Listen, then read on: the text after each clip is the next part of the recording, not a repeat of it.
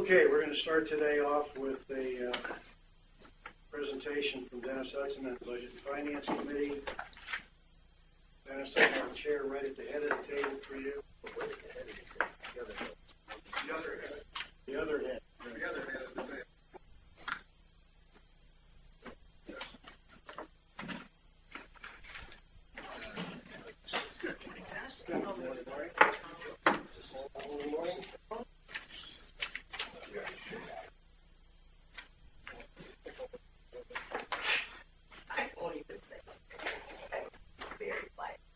You all have the presentation, basically. We're going to skip the preamble. Go to 12. There's an error I made last night in a hurry to get to the Super Bowl. If you don't, just copy it. Strike the last up. It's my error. Pointed out by Dean that it's not recap. Good question, definition. Yeah. Share. First of all, some of the groups here, Pat couldn't be here. Anyway, hopefully you induct her this afternoon. We're going to go right through the rest of it. Right? We spent a lot of time, we usually do, Bob. I want to try to him and the staff with a very professional approach. We're encouraged to see the business plan evolve from last year to this year.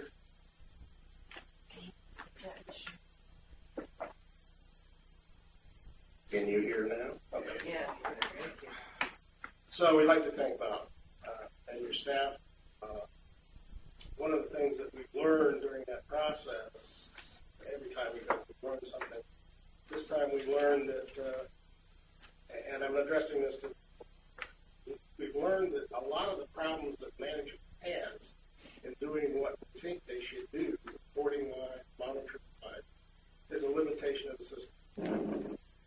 So we'll cover that a little bit later on, but I want you to be conscious of the fact these people really try. They do try. And I will give you an example, and then we'll go to the bullet points. But Parks and Rec, Sonia, one of the questions we asked her again this year was, how do you track the cost of the bus trip? Something very simple. She explained how she did it, but she also said that she has difficulty allocating time first of all, because it's a manual process. Shouldn't be that manual. Really should. So, and I think there's other instances. I think there's instances here. I think there's golf. I think the systems just aren't integrated. And to me, it's the biggest problem I think that they have doing what they want to do.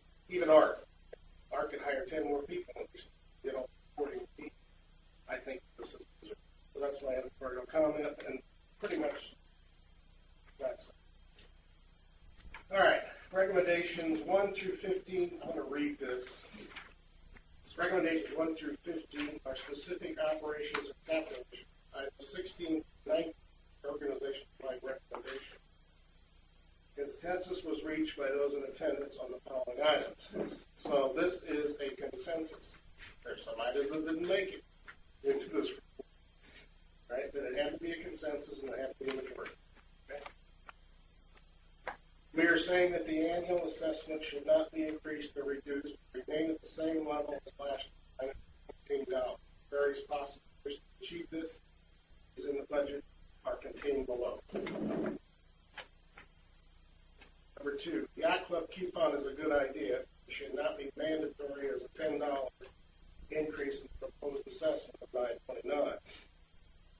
Additional methods should be considered to make dining coupon available to the membership. We question the need for the coupons on a day. It was our feeling that you're going to have enough demand for the first 3 months, Bob. We don't know how to run a restaurant, but that's just our feeling, because everybody's going to rush there, so save the bang later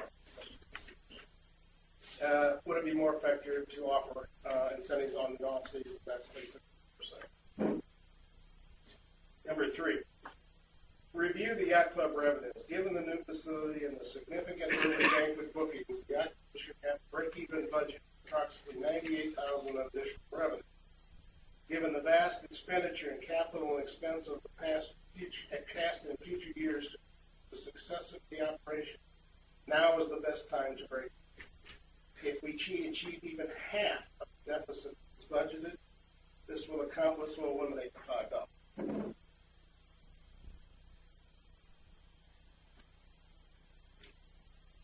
Number 4, review all documentation rationale supporting the budget amenities revenue forecasts for team racket sports, which seems optimistically high based on historical numbers. Again, since we don't know how they're constructed, and we did offer to help with that, but we didn't get to that point. We don't know how overly optimistic they are. Even racket sports is overly optimistic. We strongly question the membership fee increase for amenities, declining memberships, and or sales. Our past experience with this experiment has not been good. More study on the impact would be needed. Proposed beach parking membership fee increase is fine, as presented, specifically since you have high demand. Public Works budget includes $35,000 in overtime expenses while simultaneously requesting coordinated wages. Did OPA consider contractual services for drainage issues and similar services as an alternative to hiring new employees and a way to reduce overtime expenses? Is there a plan in place that outlines the duties and responsibilities of the 4 new people? What is the plan being developed by Drainage Task Force, and does it coincide with this expenditure? I understand there's a Drainage Task Force. You're correct. Okay. It's not in place yet, but you are correct. Okay. All right. We're saying that maybe we should wait a little bit before we do that. Maybe not hire them, but maybe not hire them until they have a specific. One of the things that we saw during this, we're not going to beat this employee cost thing to death like we have in the past. The benefit cost burden payroll expense varies significantly between departments, with some departments greater than 50% of payroll.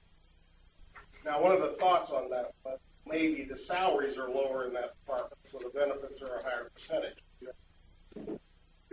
Hourly benefits. So that's something I think that somebody needs to take a look at.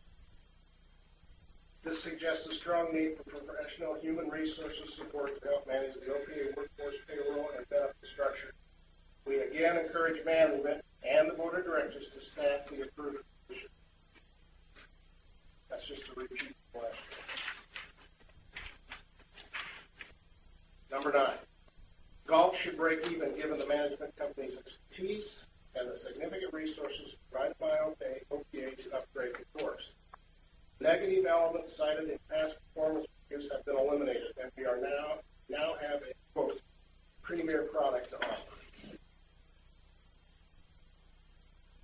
We don't see any reason why we shouldn't break. Number 10, this is very controversial. Realtors are not going to like this. The rest of you may.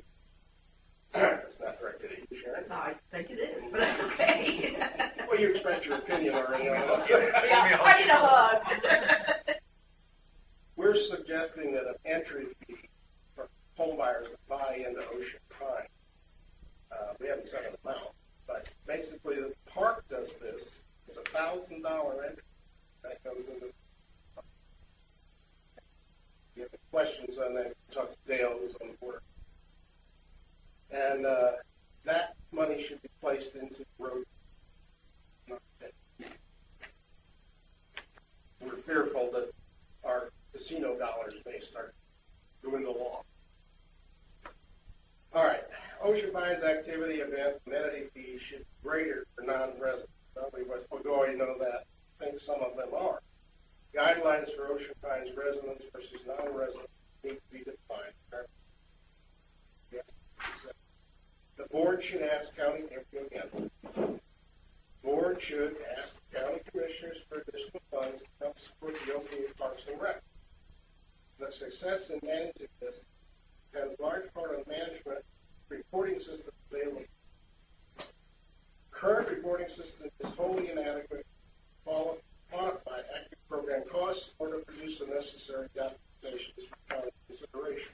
For example, we cannot take a document to the county that says, here is the demographic area that we're serving. And we know that because we know where they live. And these are outside and these are inside. We don't have. We know there's approximately 40%, but you don't know where they live. We visited the number 12. We visited the new police station. Quite frankly, I don't want it working or otherwise. I think something needs to be done with that, but our objection is that basically what we'd like to see is money put into this particular budget, for architectural work, drawings, and things like that, site work, before you put the big one in and needs analysis. It's our opinion that it needs to be done, but we're not sure 500,000 is enough. White Horse Park restrooms. Again, what we would like there, since it's very hard for us to get our hands around the bathrooms, what exactly we're doing. Our suggestion that you go ahead and get the bids and the architectural plans for what you're going to do, put that into this budget, and then in the capital portion of it, go into 60. We're recommending the elimination or postpone paving beach parking lot and eliminating Southgate walking trail. One of the things that we discussed that may or may not be an impact. We don't know it. Cautious of it. Is this new drainage tax or whatever that have an effect on Ocean City? Probably wouldn't have an effect. Walkway around the second pond. So I think we need to find that out before we create ourselves a problem, and then make a decision whether or not this thing is.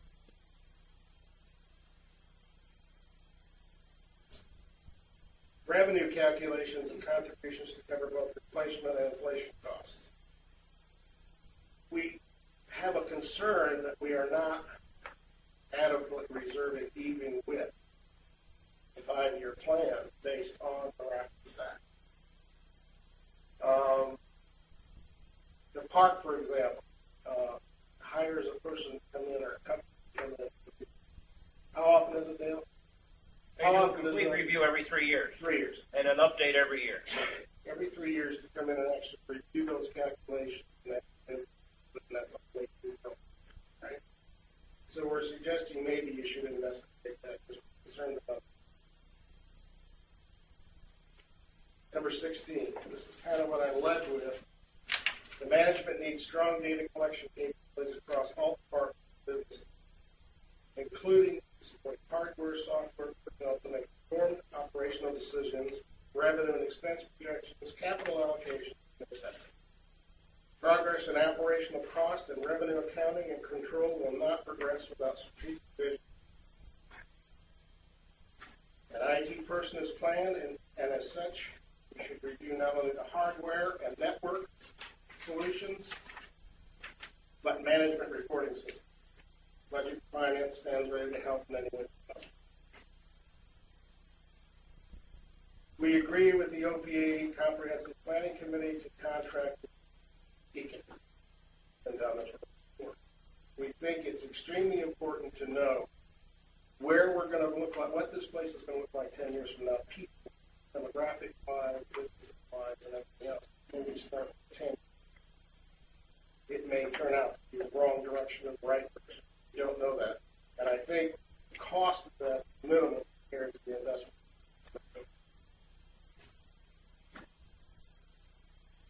Quantifiable measurements, key performance indicators must be developed to help define and measure progress. But again, we really don't believe you can set all the standards you want, set all the measurements you want, all the direction you want. But I don't believe, the group does not believe, there are significant reporting tools available for management of this operation, including the department managers to do what we're going to ask them or ask them. Just don't think they exist. We would like a written policy statement, or at least some debate on what new reserves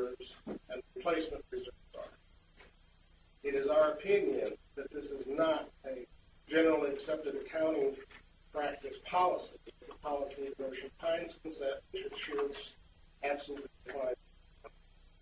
And that's pretty much it. We stand, if you want us to, we can help with some initial drafts on that. But we really believe that that should be done to clarify that there. And that's the.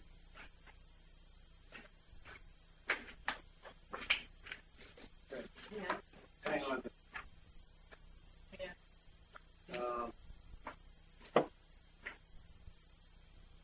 Everybody feel like they've had a chance to get the sense of what presented on this question. Okay, let's just go down the line. Any questions on number one? Well, can I make a comment? Thank you. This is typical of what I've been preaching since I was elected to this board. The expertise that these people have brought to this report is invaluable to an amateur like me. Maybe you people who have been on this board for 1, 2, 3 years, this is routine. But this is extremely valuable to the people, members of Ocean Pines, to Bob, and to each and every one of us. And I think these people should be congratulated for a job well done, for a lot of work put into this. There's a lot of thought put into this stuff. I don't agree with all of it, but they should very much be complimented. And I thank you, Dennis, for the work you put into this thing. I really do. Well, there's a whole group of people over there. And these other guys. Yeah. Yeah. You know, there's a lot of talent on that committee. I just happen. And that's the point I'm trying to make. There's a ton of talent out there, and let's step. I think you should agree to. Yeah, we certainly do not. It's on purpose. Certainly don't disagree with Jack's comments. I fully thank him already. Thank Oh, him I'm before. sorry. I'm sorry. And I thank you, but again, it's a very solid piece of here. Quite frankly, folks, one of my, since we're making political speeches, I'll go ahead and make one now. One of my favorite statements is don't change your starting. If you had seen first budget process that I went through with that sitting budget finance committee 4 years ago, compared to what I'm putting in my hands right now, process guide, folks, we have improved an awful lot. Thanks to the members of the budget finance committee, Bob and his, and the members of the board of directors, we have come along. And now we've worked, year over year, it's been incremental. If you think back to that first year, at least that I was on the board, this document is light years ahead of what we got then. And it doesn't mean that that was bad. It just means we're improving, continuing to improve. So thank you again for your work. I like Jack. I think we're moving through here. Anything on number one? Well, I know what you're doing, but we're starting with the end result again. We say 914 is the assessment. Now let's go ahead. But We didn't write. I know 914 check. That's a result of a good budget, whatever it might be. It might be 912, be 980, it might be 850. But you don't start with the 914. That's just my feeling on that. You know that's my feeling. Well, Marty, what would you suggest we start with? Budget. You want us to make the budget? No, I Well, you have to do the budget in order to come up with a number. Well, that We budget didn't do the then, budget. that We budget, did not participate in making the budget. that budget today would, then that number today would be what, 929, not 9. I don't know. We didn't do it. It wasn't part of our chart. I don't want to be boxed, is what I'm saying by 9. That's the end result, not the start. No, you're not boxed. We're telling you don't go above that. All We're below you, the board, has the option to change the budget even during the middle of the year. Choose according to bylaws. So if no one agrees with it, that's great. Go blower. I just don't know where. Thank you. Okay. I agree with part of the recommendation. I actually think the assessment should go down rather than stay low. It certainly shouldn't increase, but I believe it should go down. I think there's opportunity opportunity and to do that. I don't think it's a dramatic drop. It's not like half or anything. But I think it's important to make the statement that goes along with it that this association is entitled to assessment, kind of matches the needs, imperfect as though that might be.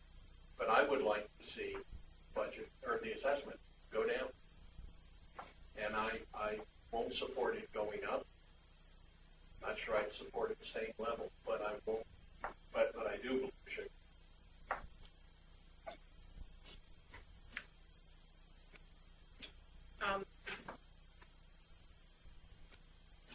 It's a simple question, not one why.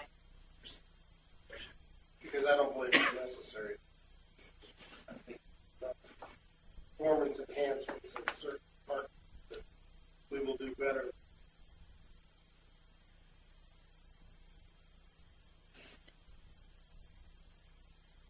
Enhancements or that we can cut? Is that what you No. mean? What I'm talking about, Terry, is that we have thrown a lot of money in two areas forever. That problem, right? That's the golf course. We've got both of them. We have thrown everything that Ocean Pines has at to improve it. And if it's ever going to break even, those two functions, it's now, or it's never going. The yacht club, for example. We have a new building. Get everybody excited. Volume should be up. Professional person running it now. You got everything that you possibly need. So I think, in my opinion, he's conservative in his budget. Not over-realistic. Conservative. I think it's better than that. And I think he knows it. That he's afraid to do that. Get beat up all the time. He doesn't. So I would do that budget the same way he did, and I'd be an outperformer. While we're just second guessing him. On the golf course, I think they've had enough time. More than enough time. We've thrown capital at them. We've thrown everything we can possibly throw at the golf course. And either the fact of the matter is that we have a golf course that is always going to be under capacity, and maybe we shouldn't have spent as much money, or we're going to meet tension now because, quote, according to Casper, we have a premier product. Well, now's the time to put up or shut up. It's break-even time. So for those reasons, I don't think an increase is necessary. Regardless of the rest of it. And I'm just asking just for informational purposes, because it's only two items that are part of. You can go to Parks and Recs. Here's the big item: is Parks and Recs. Right? The problem is, it is very difficult to get your hands around the cost structure. I mentioned that. For example, bus trips. Used this one before. She's great. The department is great. Bob's great. Art's great. Actually getting the cost of the trip, the amount of tickets, flight, and all that. What is not included in the entire cost, which is the person's rides on the bus.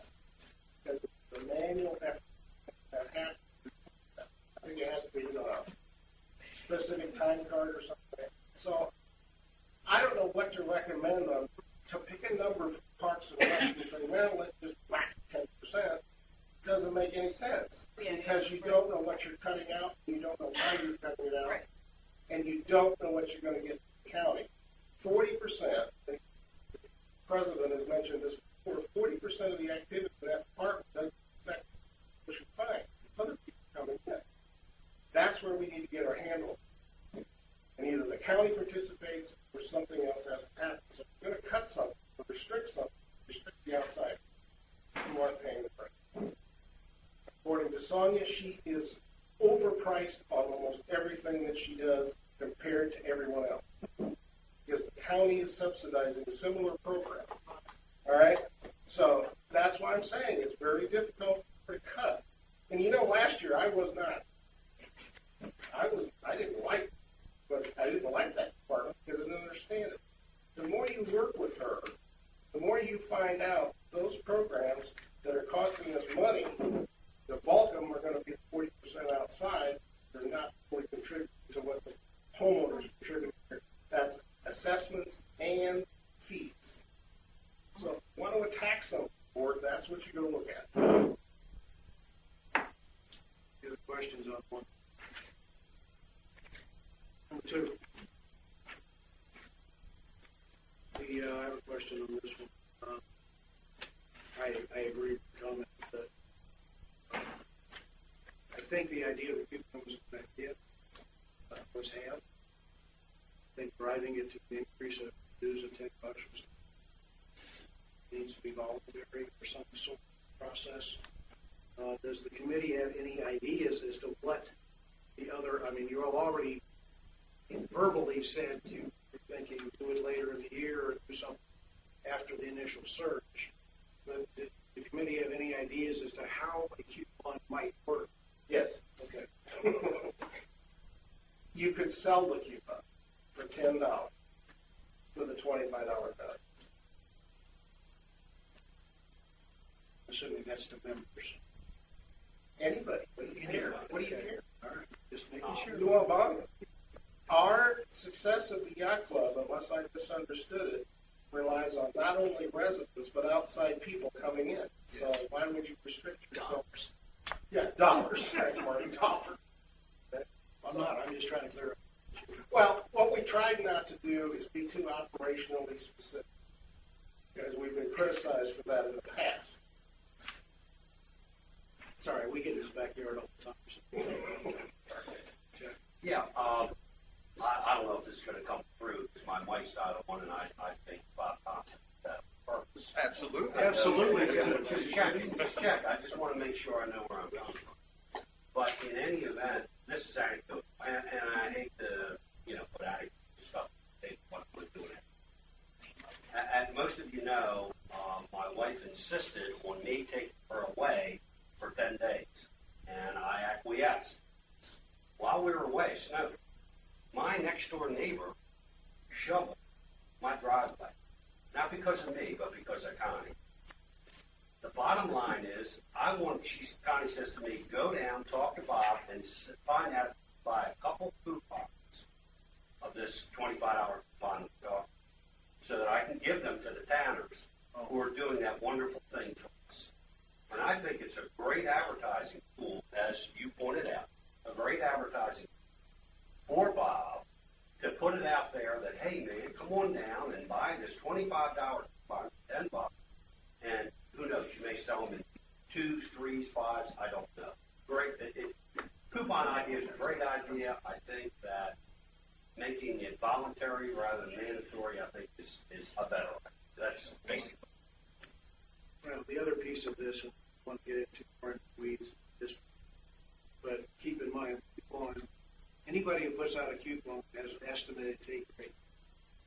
When you're giving it to everybody, there's an estimated take rate. You're paying for it. The take rate is probably going to possibly double. If you paid for it, you probably use it. You're going to give it.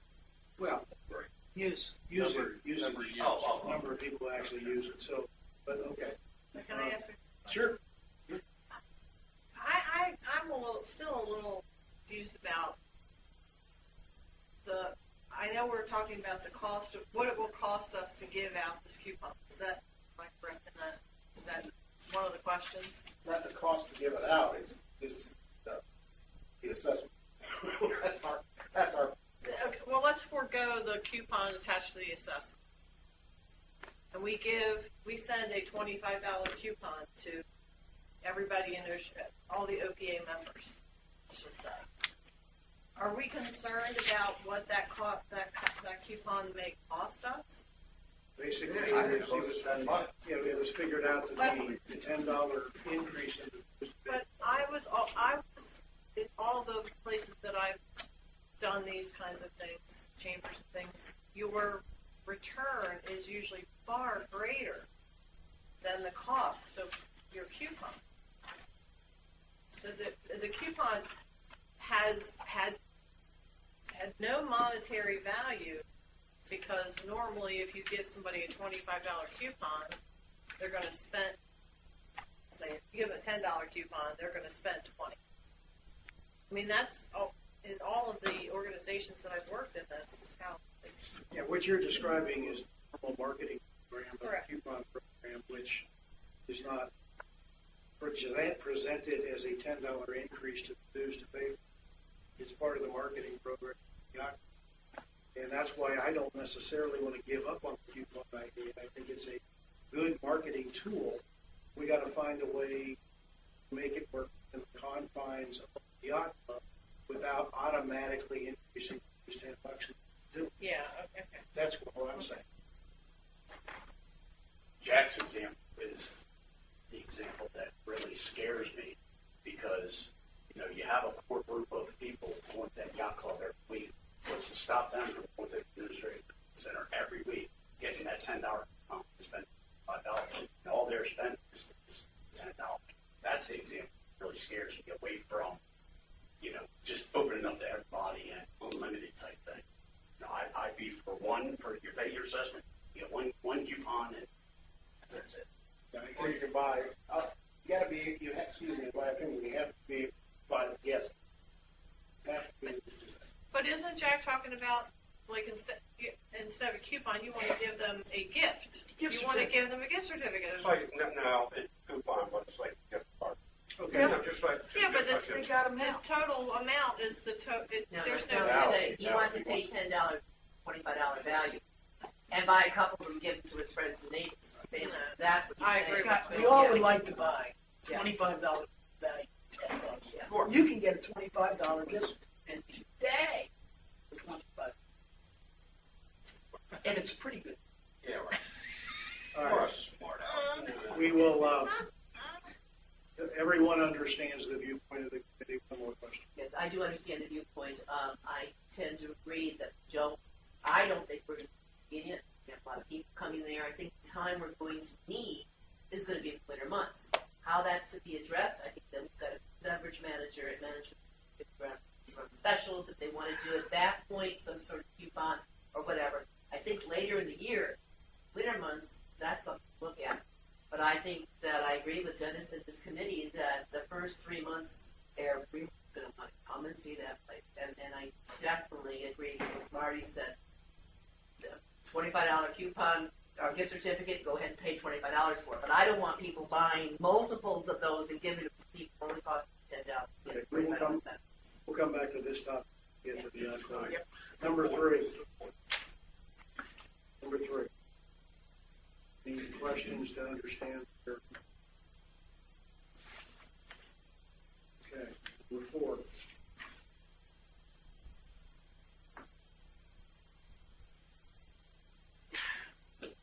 And this is really, I don't know if this is budget finance, even though they had to be stumped the same thing I was. There's no forecast for tennis.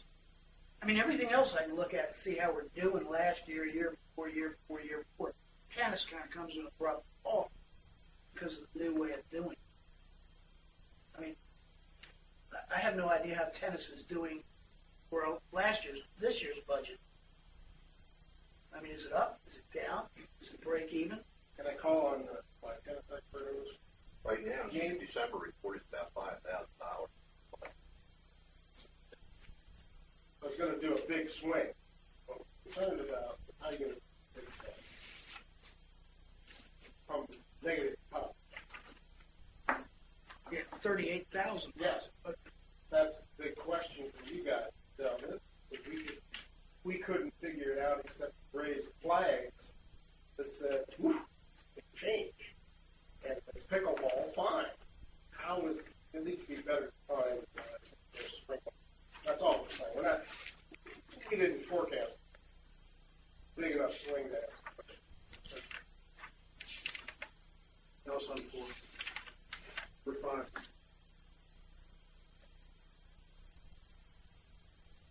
Increasing.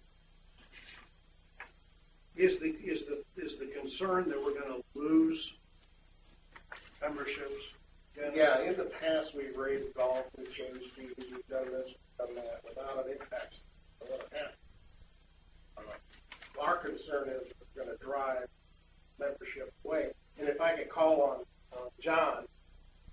John, you have something to say on that? He's my Basically, golf- every year that golf membership has raised, the number of members come down, and you want to get more members, well, golf fixed the course fixed the way it is now. Same thing with the marinas. They used to have a big waiting list for slips at the marinas. I'm told there's no waiting list anymore. You have vacant marina slips, and you want to raise the rates. Well, if there's no demand, why raise the rates? You want to fill up all the slips, or you want more members at golf, either keep the rates the same, or in some cases maybe drop. It just doesn't make sense to raise amenity fees when you don't have the demand, at least in golf. Marinas. Those are the two areas you're talking about, just golf and marina. Yes, because like the beach club, we said, oh yeah, there's significant demand there. Any impact is negligible. Except you're eventually going to kill that golf too. So guarantee it. So there is no ETC. It's just golf and marina that you're concerned about. Okay. Well, there's ETC on all rent, But those are the two you're concerned. but to avoid an editorial comment. Number 6. Issues, questions? Number 7. Well, Oh, I'm sorry. gouging. What'd you say, Marty? Gouging. What does that? Means you're killing the golden goose. Just because you can't doesn't mean you do.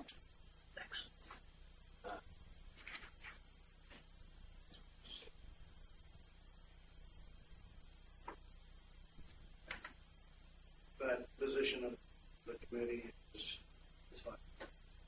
Yes, Yep. yes. Number 7. Obviously, they play golf at those. Or go to the beach. Actually, 4 of the members of that are, Really? including the new proposed chairman. Any questions on the number 7 so we understand the point? We're getting the data.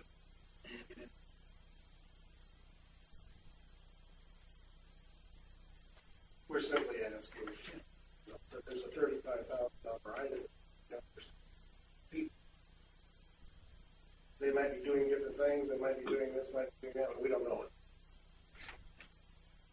it. And since that, our meetings, we did learn that there is a task force or a, whatever you're called, Tom, that's working on drainage, okay, and maybe it's a good idea, I'm not saying it's a bad idea, because everybody wants their ditches.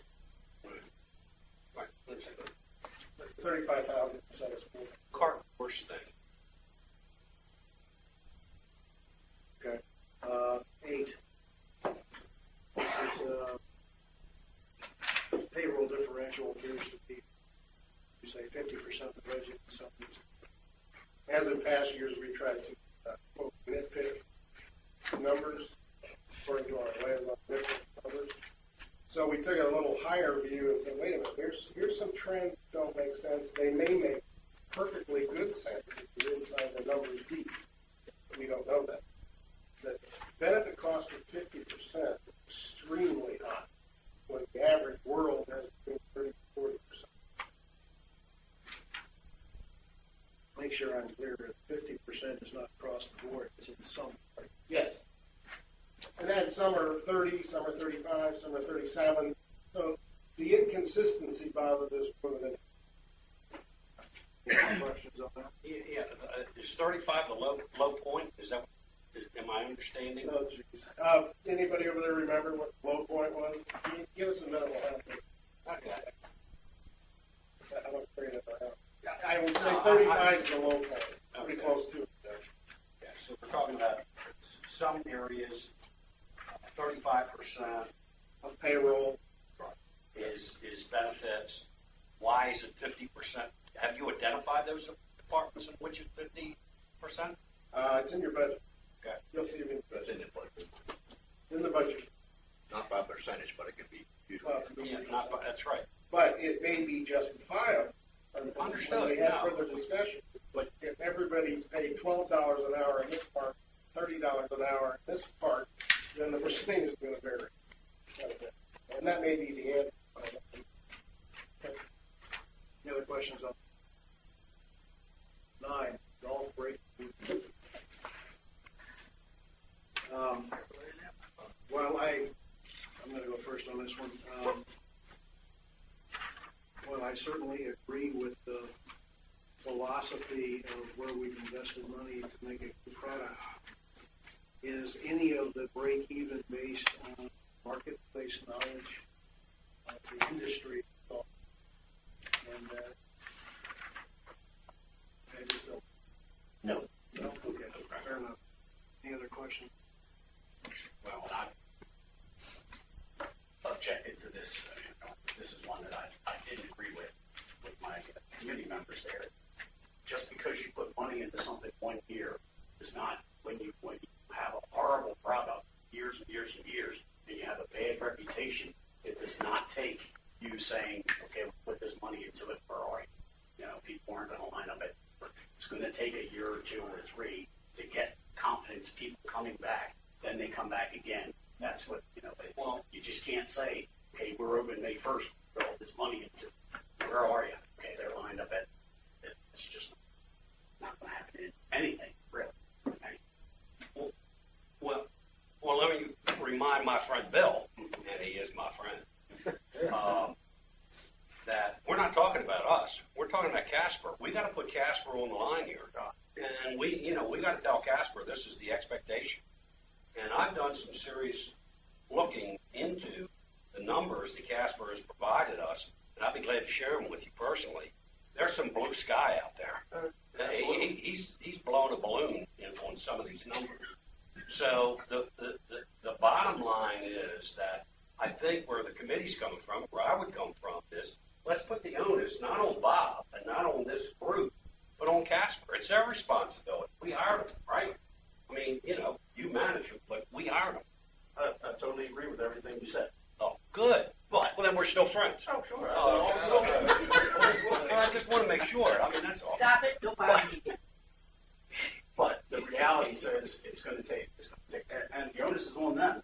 To get back, that's their, they got to be here. That's why they have a contract. That's why not renew the contract. But to just say we put all this money out here and then, it's going to be a welcome success is not realistic. To our very astute liaison, if you'll remember, this committee recommended a year ago or a year and a half ago, yes, for 3 years. And if they can't do it by then, goodbye. So we're not expecting them to create miracles here, but I don't think that budget's a stretch. If it proves to be a stretch this year, if they don't see the improvement this year, I don't see an exponential improvement 3-4 years from now. We may be tapped out at where we are, and then we have to do that. Okay, let me just make sure Marty will come in a second. Just make sure I understand. Point number 9 from the committee is that golf tab bottom at the end of the year should be at 0. It should be break even this coming year. Yes. Marty. That's 1,850. Right. Less than 6%. Any other questions? Thank you, Marty.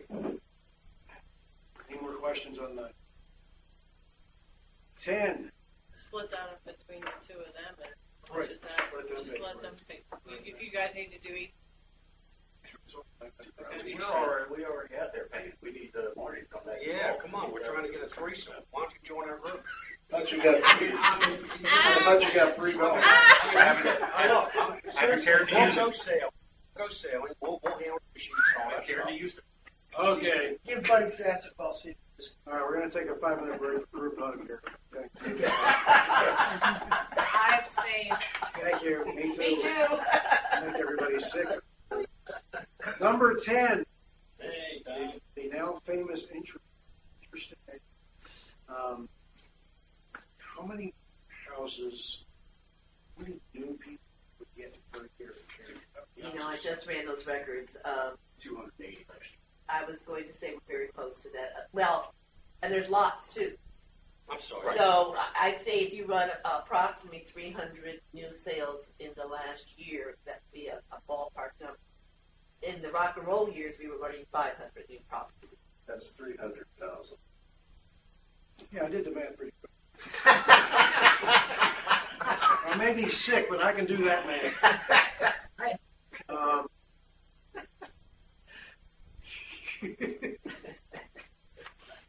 Any other questions on this one? It's,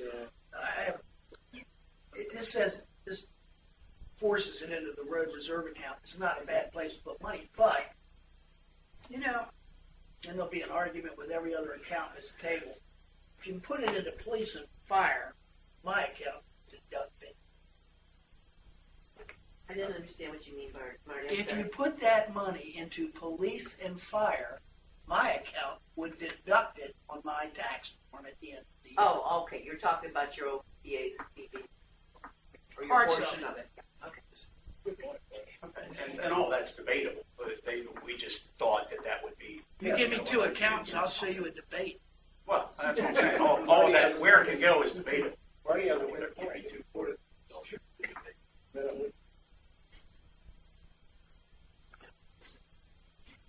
any other questions on this one? Good into the, what section of detail? Get this one. All right, well, we'll get back to some. 11, the old county commissioner. What we did last year? I just want a clarification, if I may. Sure. Are you referring to resident versus non-resident or owner versus non? Owner versus non-owner. Okay, that's what I thought.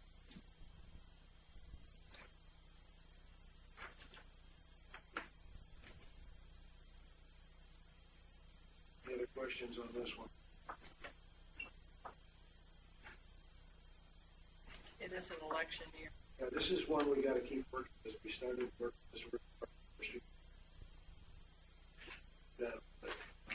Especially with revelation from Sonia that programs are understood by the county and parts of the county. And we're competing with the county. And she's constantly competing with the county on those 40% outside. They're subsidized. Let me ask you the other question up here. See, there's two issues here. One is, I'm reading it again. One is we should charge non-owners, not non-residents, non-owners more of a delta than we do today. Yes. Yeah. Okay. As well as get more money from the county. Yeah. All right. Because there's really two issues. You're not going to get both. There's really two issues. They're trying. Yeah, I mean, how hard would it be, this is really probably Bob and anybody else, to create an associate member card? Hi, I'm in the Piccolo group, and I play Piccolo every Tuesday at the Community Center, but I live in Seacup. Well, you have to fill this form out, we issue you an associate card. We now know where you live, we have email address, we know how to bill you when they decide to bill you. Is that a difficult thing to do? Plus, it also would work very well at our beach club to sell alcoholic beverages to people that are not owners. It's not there. Just might be something to think about. Okay, It's a way to absolutely. identify who's using our facilities. Right now, I'm not sure want to in some cases. Well, the other side of that, which would be, and again, I'm not debating it. I like your idea. We just got to be very careful with our tax issues. Don't require people to become a member or an associate member to use our. Right now, if you sell a glass of beer to a non-member at the yacht club, you get to use your license. It's a different, yeah, I understand. That's a different issue. But okay, I like the idea. We just got to work through the issues of the tax issues if we try that route. Okay, Not the yacht club. number 12. You meant the beach club. Thank you. Number 12. Make sure I understand. The committee is saying, yes, we need a new facility. Yes. But, and I'm going to use my phrase now, not yours. This isn't your words, these are mine. Where did the 500 They go. We actually toured the whole facility. We've been thought about answering some things. And it's obvious. You don't even have to be a criminal justice expert to figure out there's something wrong, dangerous. I'm not working with prisoners running around, shackled to walls and everything else. And the problem we had with it is not that we need, it's when we need it, and what is the $500,000 comprise.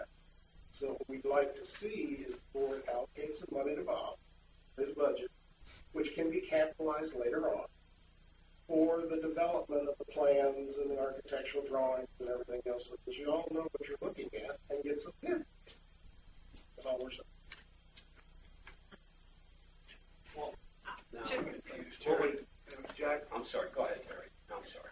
This kind of reminds me of when Bob shared the discovery of all of the issues, the aqua, great crawls underneath, and yada yada. Now everybody in the aqua was like not in good shape. Now everybody in the whole world knows the police station is not in good shape and not safe and yada yada. And so, you know, if I could, like, say, wave a magic wand and say start fixing it, like tear it down, rebuild it tomorrow. You know, you get that kind of now it's exposed.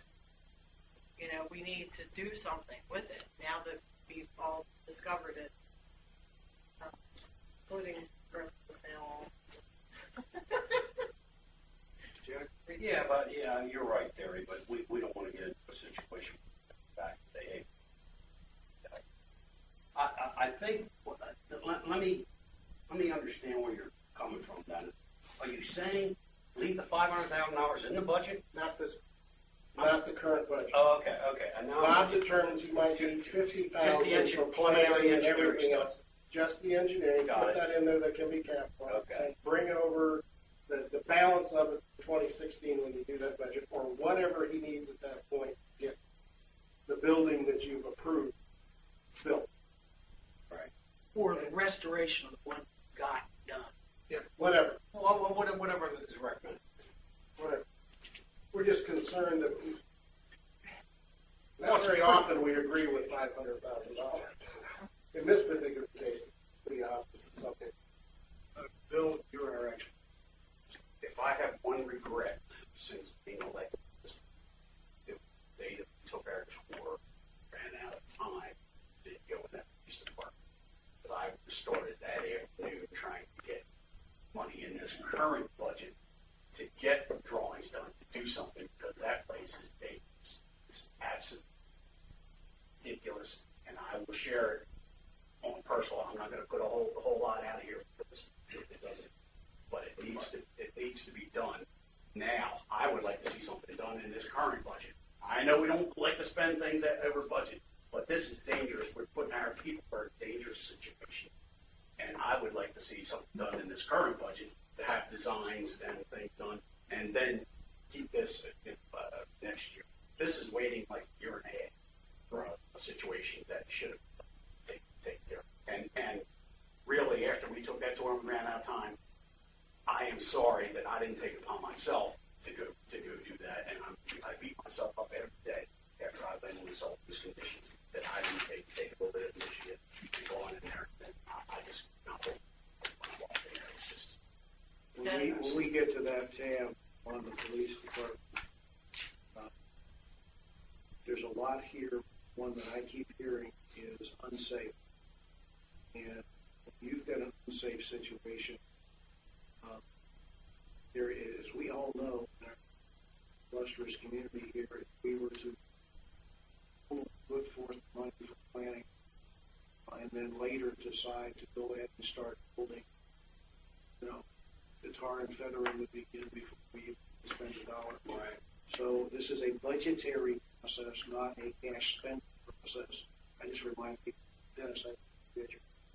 Yeah, and the other thing that concerned us, and it's not necessarily spelled out that well there, is that talking to Chief Massey, is that the county is considering doing central booking, which means that it could be eventually they never come into our police station. absolutely. Not? No, I asked that question. Okay. Absolutely untrue. You still bring them here, still process them, so they have to come here. You have to do all your paperwork, all that kind of stuff. That Then you nothing take- changes. No, Then no. don't you trade? Yeah, then you take them down to Snow Hill or wherever you send them. But they start But you here. still have to. You have to house them. You have. Well, The only thing you're not doing is You have to housing put them in that closet. Yeah, you got to put them in the closet until you've done all your processing. Your processing has to actually. It's got code and all that kind of stuff. Central booking. If I can do my own personal experience, central booking is a night. Tried in Baltimore County. I started there in '88. They were talking about central booking then. It took 18 years to do it. The zoning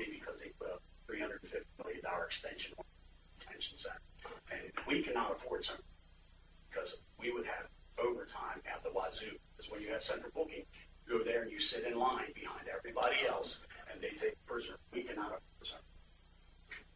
They almost double us out. My only comment on this, Okay. if it was so important, how come in November wasn't this year's capital improvement plan? It was in next year's.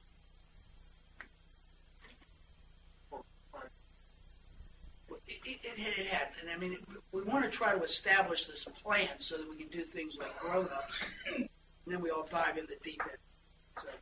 So I would rather plan the way the plan is. A tour of the facility is very interesting. The need is there, in my opinion. Need is critical. I don't think it is the right thing to do for us to push it off. I think we need to start the process that necessarily includes design and engineering and those kinds of things. So I'm not sure when you would lay the first brick order. But the unsafeness of that facility is amazing. The one that struck out to me is you got a nice closet in a restroom. It's got 400 or 500 pounds of ammunition next to a water heater. And you look at that and say, that's a problem. Oh, and by the way, the suggestion is always, well, we just move it somewhere else. Dang it. There's no place to move, really. So it's an area of suburgency. I can't tell you why it's coming up now. I don't think it matters. It doesn't matter to me why it's coming up now. It's coming up. And I think it's something that we as a board and as an association need to start doing something about. Not bricks and mortar today. Start the process with some urgency, but not a crisis. So we're all back to agreeing, Dennis. No.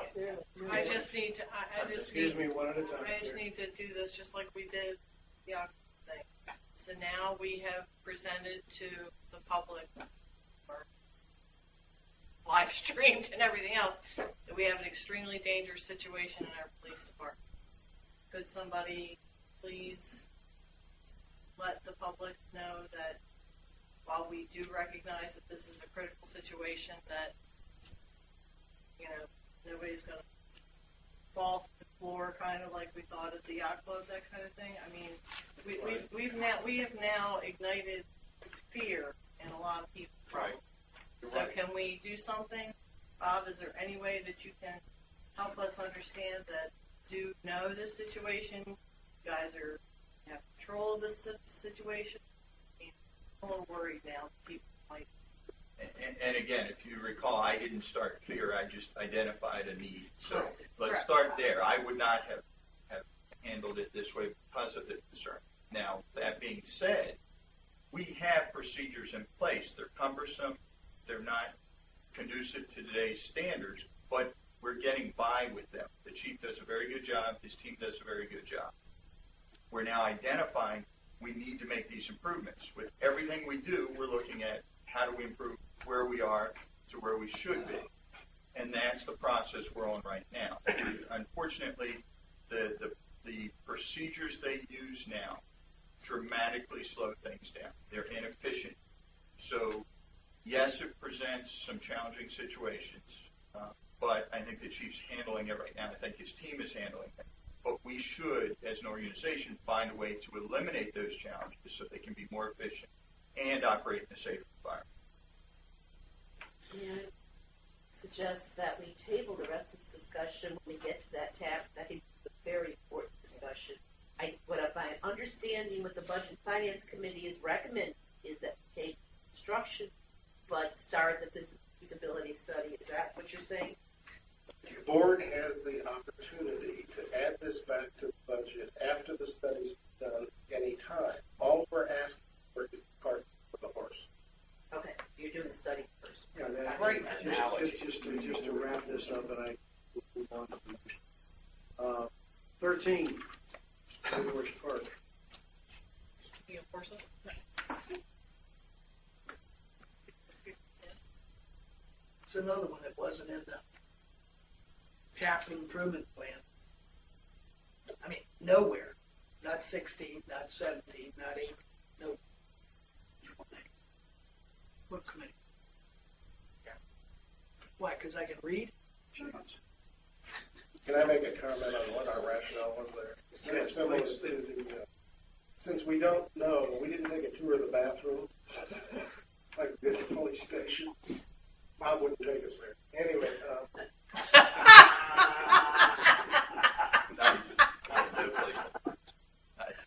we don't know what we're looking at. And anytime you're going to ask opinion group as to what you should or shouldn't do in a budget, you have to understand what you're asking for. We're not really sure what that is.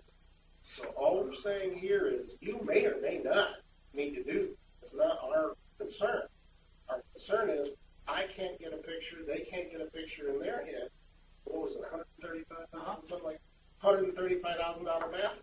We just can't, for the life of us, get it in our head. So we're asking, put the money aside to show the picture. And then if you need it later on, you don't need a referendum to do this, and the board has complete authority to add this to the budget during the year. Okay. 14. Eliminate paving. Clear. What you're saying. I hope so. Well, no, it says eliminate or postpone. It doesn't say, it's not clear. It's either it's that halfway position. You're either eliminating it or you're putting it off. It's not clear. What's the clarification of postpone? Thank you, Jack. That's a good. Does postpone mean not this budget year? Postpone means until you have more information on this train-off tax.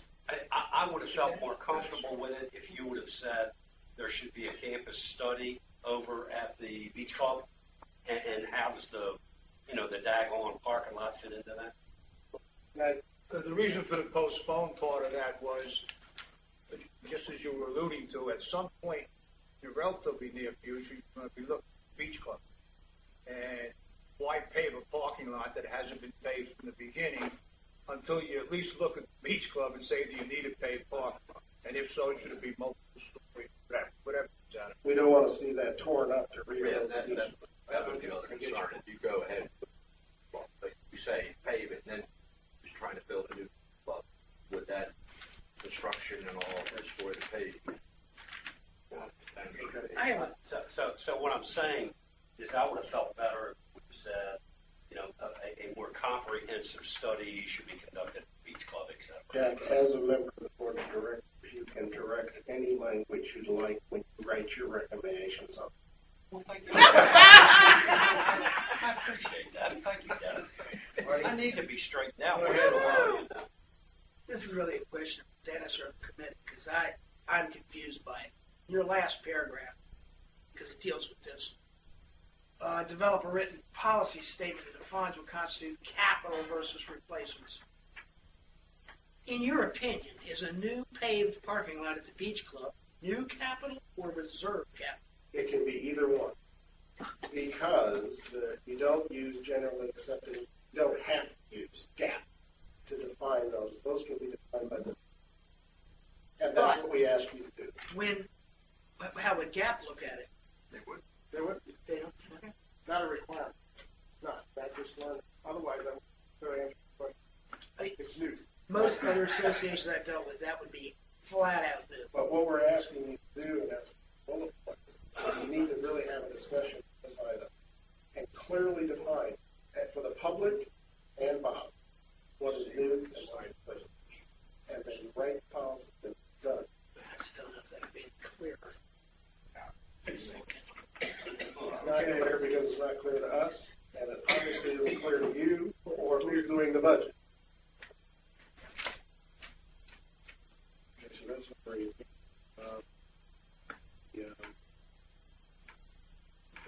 Back to 15. Thank you.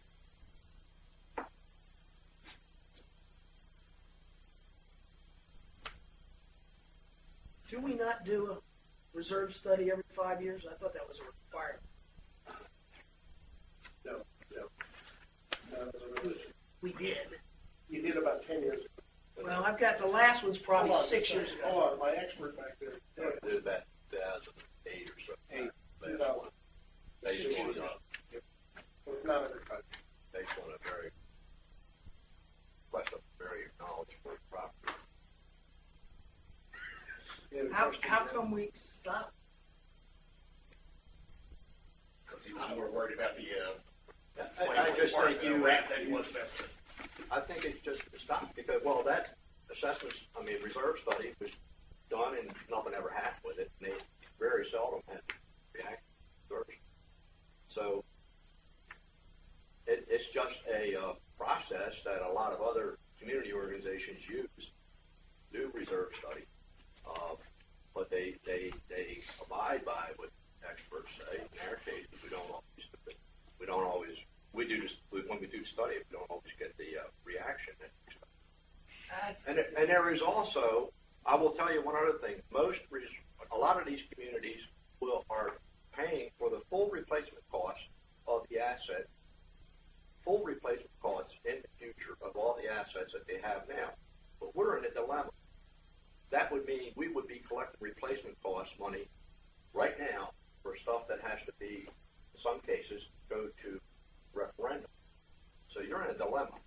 If you try to adopt that philosophy, to replace the yacht club that we just built, charge everybody for the replacement cost 50 years from now.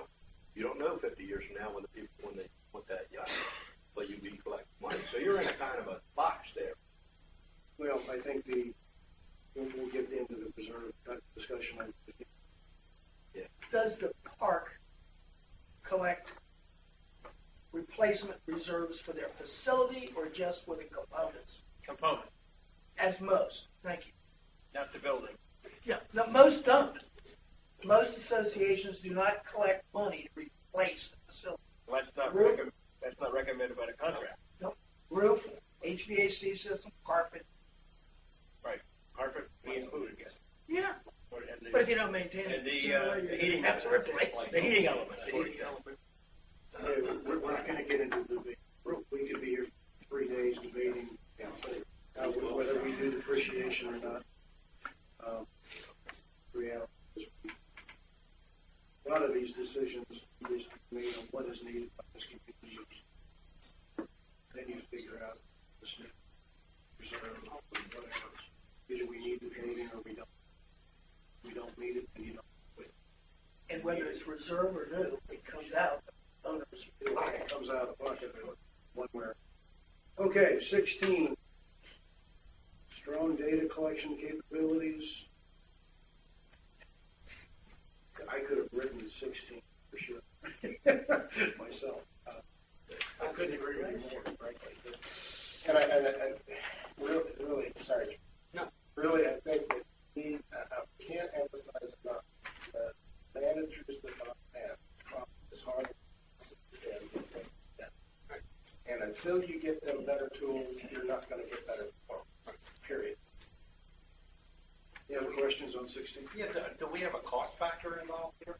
As to implement something like this? I mean, it looks like a pretty comprehensive study of what we currently have. It's in here. It's in the budget. And It's in the that's budget. going It's to in the cover budget. equipment study and all of that? Like $175? No. That's not going to be enough. Exactly. That is hardware, basically, and infrastructure, right, Bob? Is that correct?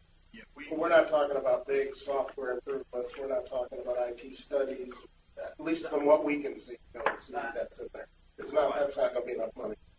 Right, and that's where I'm going. I mean, should we reconsider? We're going When to we keep that in mind. That's the idea. When we get to that tab, we Right. 17. So you're suggesting we use the Salisbury University research. I'm sorry. See, No, go ahead. go ahead. The net of this is we should use Salisbury University. Can somebody remind me, estimate what that was going to cost? 15,000. Depends on what you ask them.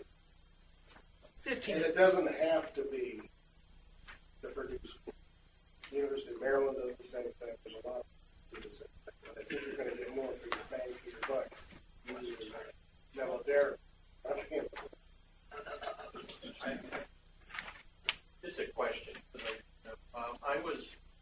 was at the Beacon presentation. I've listened, and I'm also the liaison to planning, although I just started. Does Beacon do demographic work? I don't think it does. Yes, they Yes, do. they do. Yeah, they do. Our best ever demographic study was by Salisbury. Thank you. Salisbury University, I get. Well, Beacon is Salisbury University. Actually, I'm not sure it wasn't the same guy. Okay, well, Yeah, he did include, he does but include it isn't demographics. what he said. He doesn't. Okay. I think somebody asked him that question. I think it's what you asked. I may have the only copy of the study. That's the challenge with that, is getting the right questions. Ask the wrong question, you get nothing. No, but the question thing, what he, I'll put the first here in a second. But what he said in the presentation was, you ask him a question, if I do this, in effect, what happens? And he'll come back and say, range of answers, blah, blah, blah, blah, blah, blah. Okay? How does that touch demographics? Can I talk on that? Yeah. Because he did it for Ocean City, okay? And he looked at Ocean City 10, 15-year period of what it looked at condos, what happens to downtown houses over there and everything. He's right on the money. That's part of I think that was part of the initial research that they do, where you ask them. Okay, I'll leave it alone. We'll need to get that clarified, because I have the same concern. And I'm just reacting to what he said. I think somebody asked. I heard a similar thing. 18, anything else on that?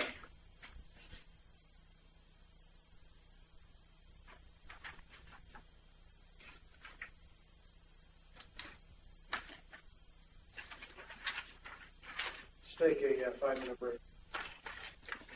For how long? That would be 5 minutes. Hey,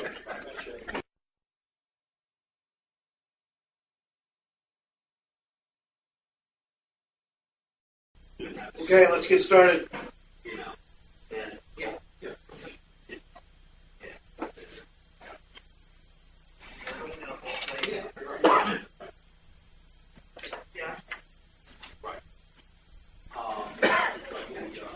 Okay, let me start off.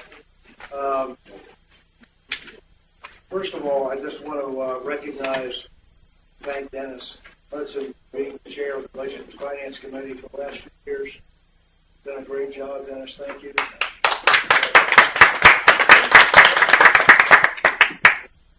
For the work that enjoyed you.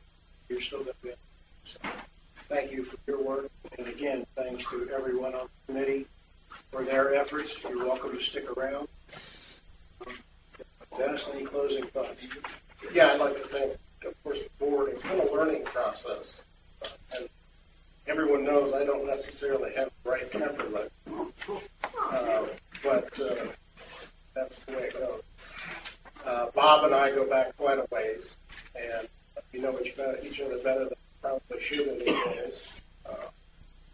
But what I did learn from you all is that this is an evolving process. There is no black and white. And I think as the board gets stronger and as the leadership we have now is stronger, I think you guys will weaken our need for our committee. Now, to my guys, I don't know where they are. They're over there. They're eating. You have in this group probably the most experienced, educated, and knowledgeable people you're ever going to have. But going with that, you're going to have some personalities, some flashes, and some so I appreciate what they're doing, and I hope that they stay on. Continuity is. Thank you, Dennis. Appreciate it. Thanks, Dennis. Thanks, Cody. Okay. The no right or wrong way of going to the next steps. Yeah. So I think the best way to do this is just start going fast. Start with the summary tab, unless there's questions on the first 2 pages.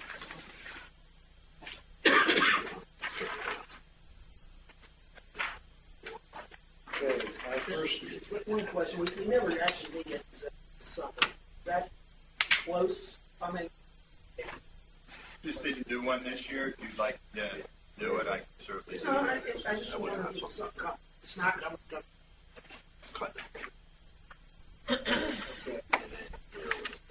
The, under summary tab 01, this question I have, and it's just a matter of looking at numbers from page 1 to page 2. Sports court loan principal, 59, 152, the next page says it's 55,005. So,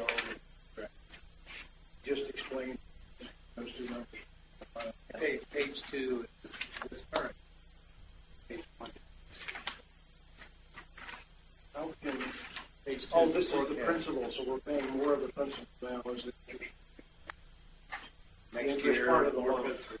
Okay, thank you. That answers that. Well, you banking guys understand. Yeah. The loan gets older and the interest. Fixed pay. All right. Any other? Let's see.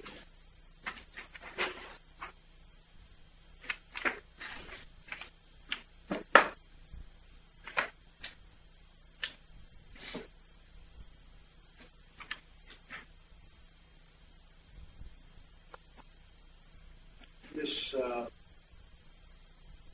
only increase in employment year over year is the 4 people from the district, correct? Correct. That's the net.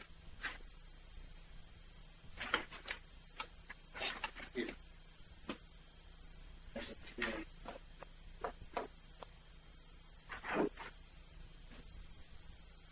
Any other questions on this thing? Okay, if there aren't. Admin.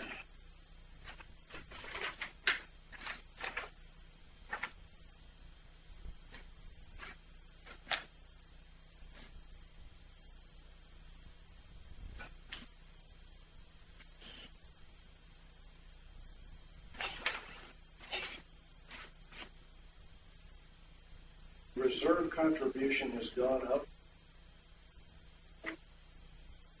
939, 9. Is that to appreciation? It's, can refer back to page 1. Yeah, but it would have to do with, depreciation.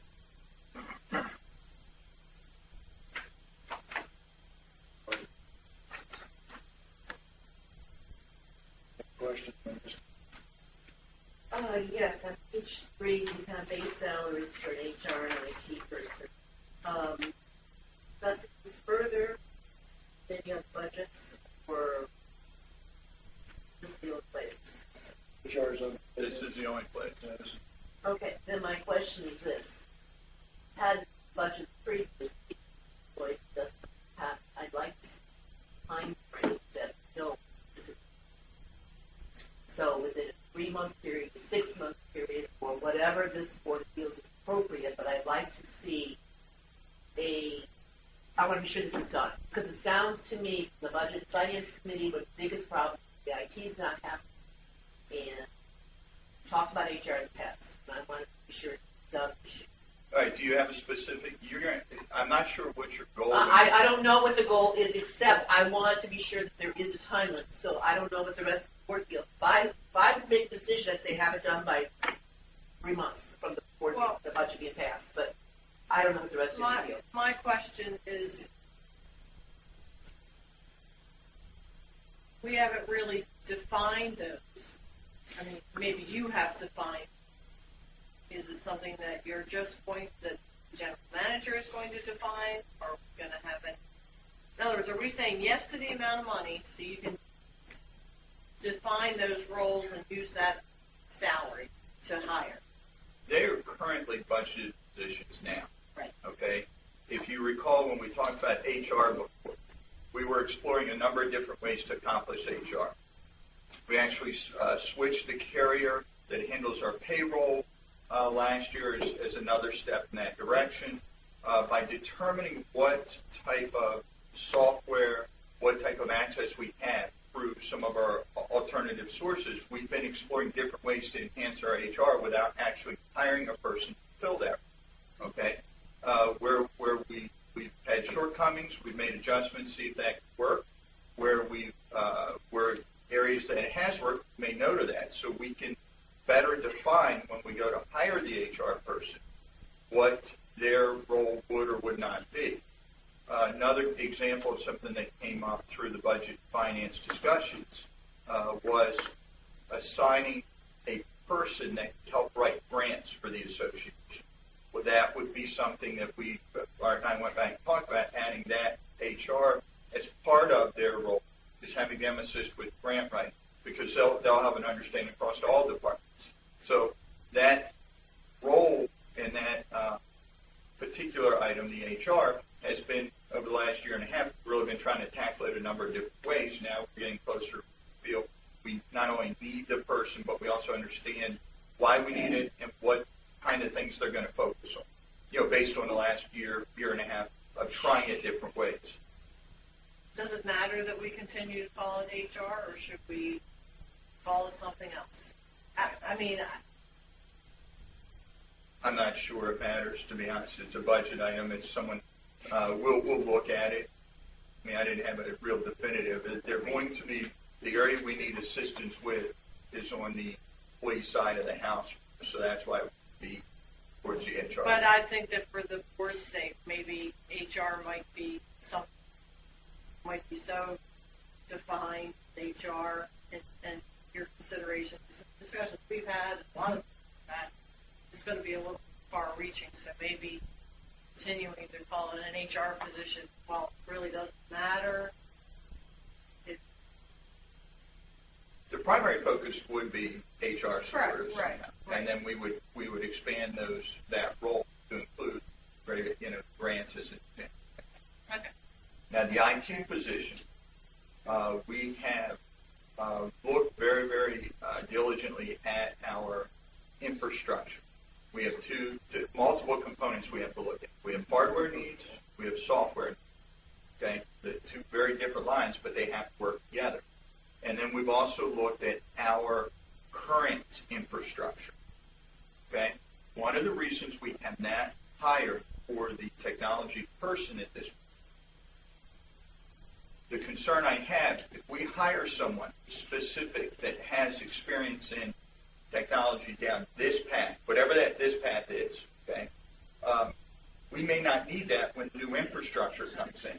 We have a desperate need right now for infrastructure. We have servers that are failing. We have those items that need to be put in place so then we can put the software in line to do a more efficient job. Yes? Question. Should this technology person be responsible for, bringing the organization update technologically as far as systems are concerned, both software and hardware? Potentially, yes. And this is where the rub comes in. It's a great question. Here's where the rub comes in. If you put let's say we upgrade our servers, which we know we need. We upgrade our services, our connectivity. I'm going to use a company name in the area, not for any other reasons, just for explanation purposes. Use one of the local companies, Parts Computers, to put the infrastructure in and maintain our hardware, our equipment. Well, they troubleshoot access to Microsoft 360. They troubleshoot system outages. They troubleshoot all these things, but they do it remotely. Once the hardware is in place, it's remote. So you wouldn't need someone, as we've had to have in the past, on site to do that troubleshoot. So if we pay for someone with that level of expertise more on the troubleshooting side, and then we go with more remote access through a third-party vendor to do those what I consider rather small things once you get your system up, then we're paying for someone with that expertise. Whereas we could find someone that has more expertise on software side, evaluating software, recommending software, those type of things. So IT, there's such a range of people you hire. We have position, which we know we need to get. We've been using contractors to come in and do that work as we're more defining who we are and what type of programs we think we need. So once that's defined, and once we decide which hardware path we're going down, how we're going to handle servers. Because the big thing now, and again, I'm not saying it's good or bad, but hardware, you look at server systems. You know, you do the optimum way is you build a server system and then you mirror it somehow. Okay, so the mirror can either be a side-by-side case with servers that back up data back and forth, so if one's down, seamlessly jumps to the other. Today's technology, a lot of that, people are getting rid of their hardware, and it's all cloud-based. All on the cloud, yeah. You know, so which is right for us? Don't 100% know yet, and that's what we're exploring. We're in the process. Bob, this is where I thought this information X was going to provide you with the information you needed to know to make that decision as to whether or not we're going to do a cloud-based infrastructure, whether or not we're going to do hardwire infrastructure or wireless infrastructure that's secure, etc. Sure. You know, that this person could be utilized as a resource, give you the best bang for the buck to get to where we have to get to. So, you know, I go back to Sharon's question. If that's in your head and that's your thought, this person becomes a resource. Then Sharon's question becomes very valid in that when it's expired. But if it is a person that, oh, okay, we're gonna set up our organization this way, and does this person dovetail into that? That's different. Okay, so we're having two different views. I'm confused because I thought this person was strictly staff who could help you plan, help with. They would, but hardware is different. I understand so that. What I'm saying to you is that I can probably answer it and clarify. Okay. What we're looking at right now, not unlike we did for the yacht club, as an example, we're putting an RFP together. We've been trying to reach out over the last couple months to multiple people on the Eastern Shore, okay, kind of broader than just Ocean Pine, Salisbury, to potentially get someone to come in and consult, help us with that on a temporary basis, pay a consulting fee to have them come in, look at our system, and then help us craft an RFP to put out. Well, unfortunately, every time we've done that, we've talked to a number of people now, what we run into is a lot of people want to provide the hardware. They want to bid on the project. So the challenge is getting someone who's not going to be able to bid on that. So we had two bids a year ago, actually a little over a year ago now, to replace our infrastructure, two very different bids. We were looking at going back to one of those companies to get some information this year and say, hey, maybe based on what we're seeing, we want to start leaning in this direction. I asked them to go back and revise their bid. When they did, the pricing changed and changed a little more than I was comfortable with. So we said, all right, we're going to have to back up and regroup on this. So what we're thinking is Jerry, our facilities manager, who's handling the RFPs for us, took home and has read the two different scopes of work. There are a lot of similarities there, and where the differences are, we're going to reach out to them. And what we're going to do is craft a sample RFP based on a design-build type of structure. Let you come in, you take a look at what we have, and give us a recommendation based on what you see and what your company can provide. Now, I've already spoken as an example. Jeff Nepper has experience in this in his previous life. I've got a couple people like Jeff that I've spoken to that said they'd help us when we got to that point. So that's where we are today, is putting something together so we can maybe do a design build. So these companies where I thought we were going to get consultants, we'll just send it to them and let them make a recommendation. And one's going to come back and say cloud-based. One's going to say server. I just don't know which one's going to be better yet. We'll be able to then review and analyze. But that then will help us decide the type of tech person we need to get on staff. One that can support whichever way we're going, then we can hire somebody to help us go down the path when we start to make the acquisition and put it in, so they're knowledgeable enough to know what our needs are and what the future needs are. So this person is a mechanic. They are data mechanic. No, not necessarily. Again, when I started out and I said the one company comes in with all the hardware, that would be the data mechanic. It really, When you're talking Jack, that's what technology, I'm hearing too, so I'm as Yeah, confused as he you know- is. Yeah. No, it's not confusing. No, look, you just said that you have two competing companies. One may be cloud-based, another one may be server-based. yes. Okay?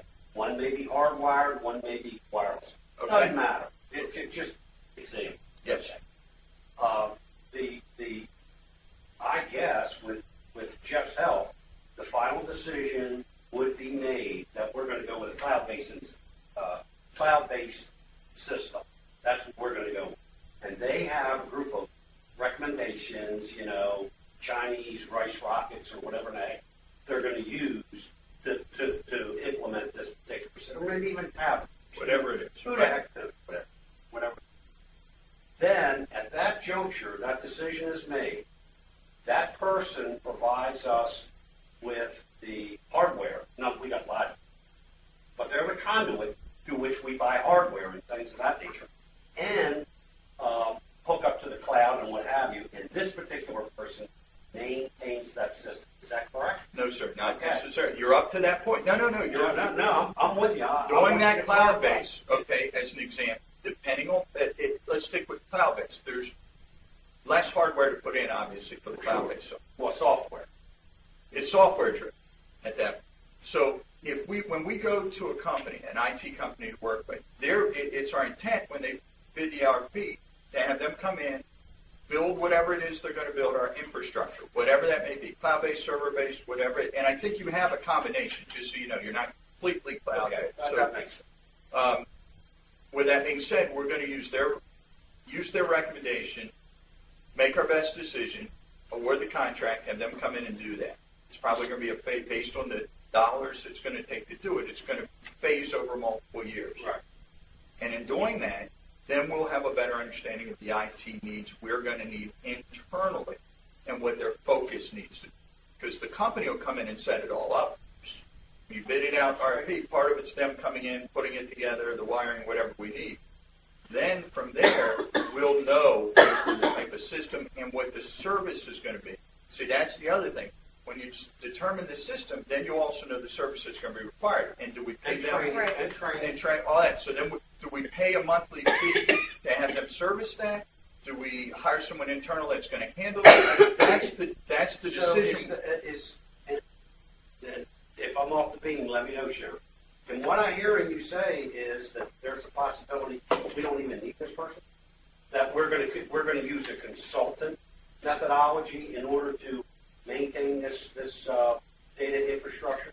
I think we need the person. At what level, I don't know yet. Okay. I don't want to overpay or underpay. You overpay for somebody, get some qualified to hear that I don't need later, or you're underpaying. I actually need someone that can move in this direction. They don't have the experience. That's my biggest fear right Yeah, now. one Hiring of the the- wrong. I'm sorry, Bob. Yes. One of the worst things you can do is hire somebody in-house and they become Been there, done that. I understand. completely outdated. No, I know. They're not kept up with what's going on in the world. So you could have this company come in, put all the hardware in, figure out whatever service you need to get that key. It's really an operational IT person. Really. Yeah, some Whether it be examples. Yeah, some examples of help we could use. Well, no, some examples of help, and this will tie kind of part of what Dennis was talking about. Rec and Parks, Recware is the software, okay, that they use. Yeah. That seems to be good software for them. When you're, I don't know.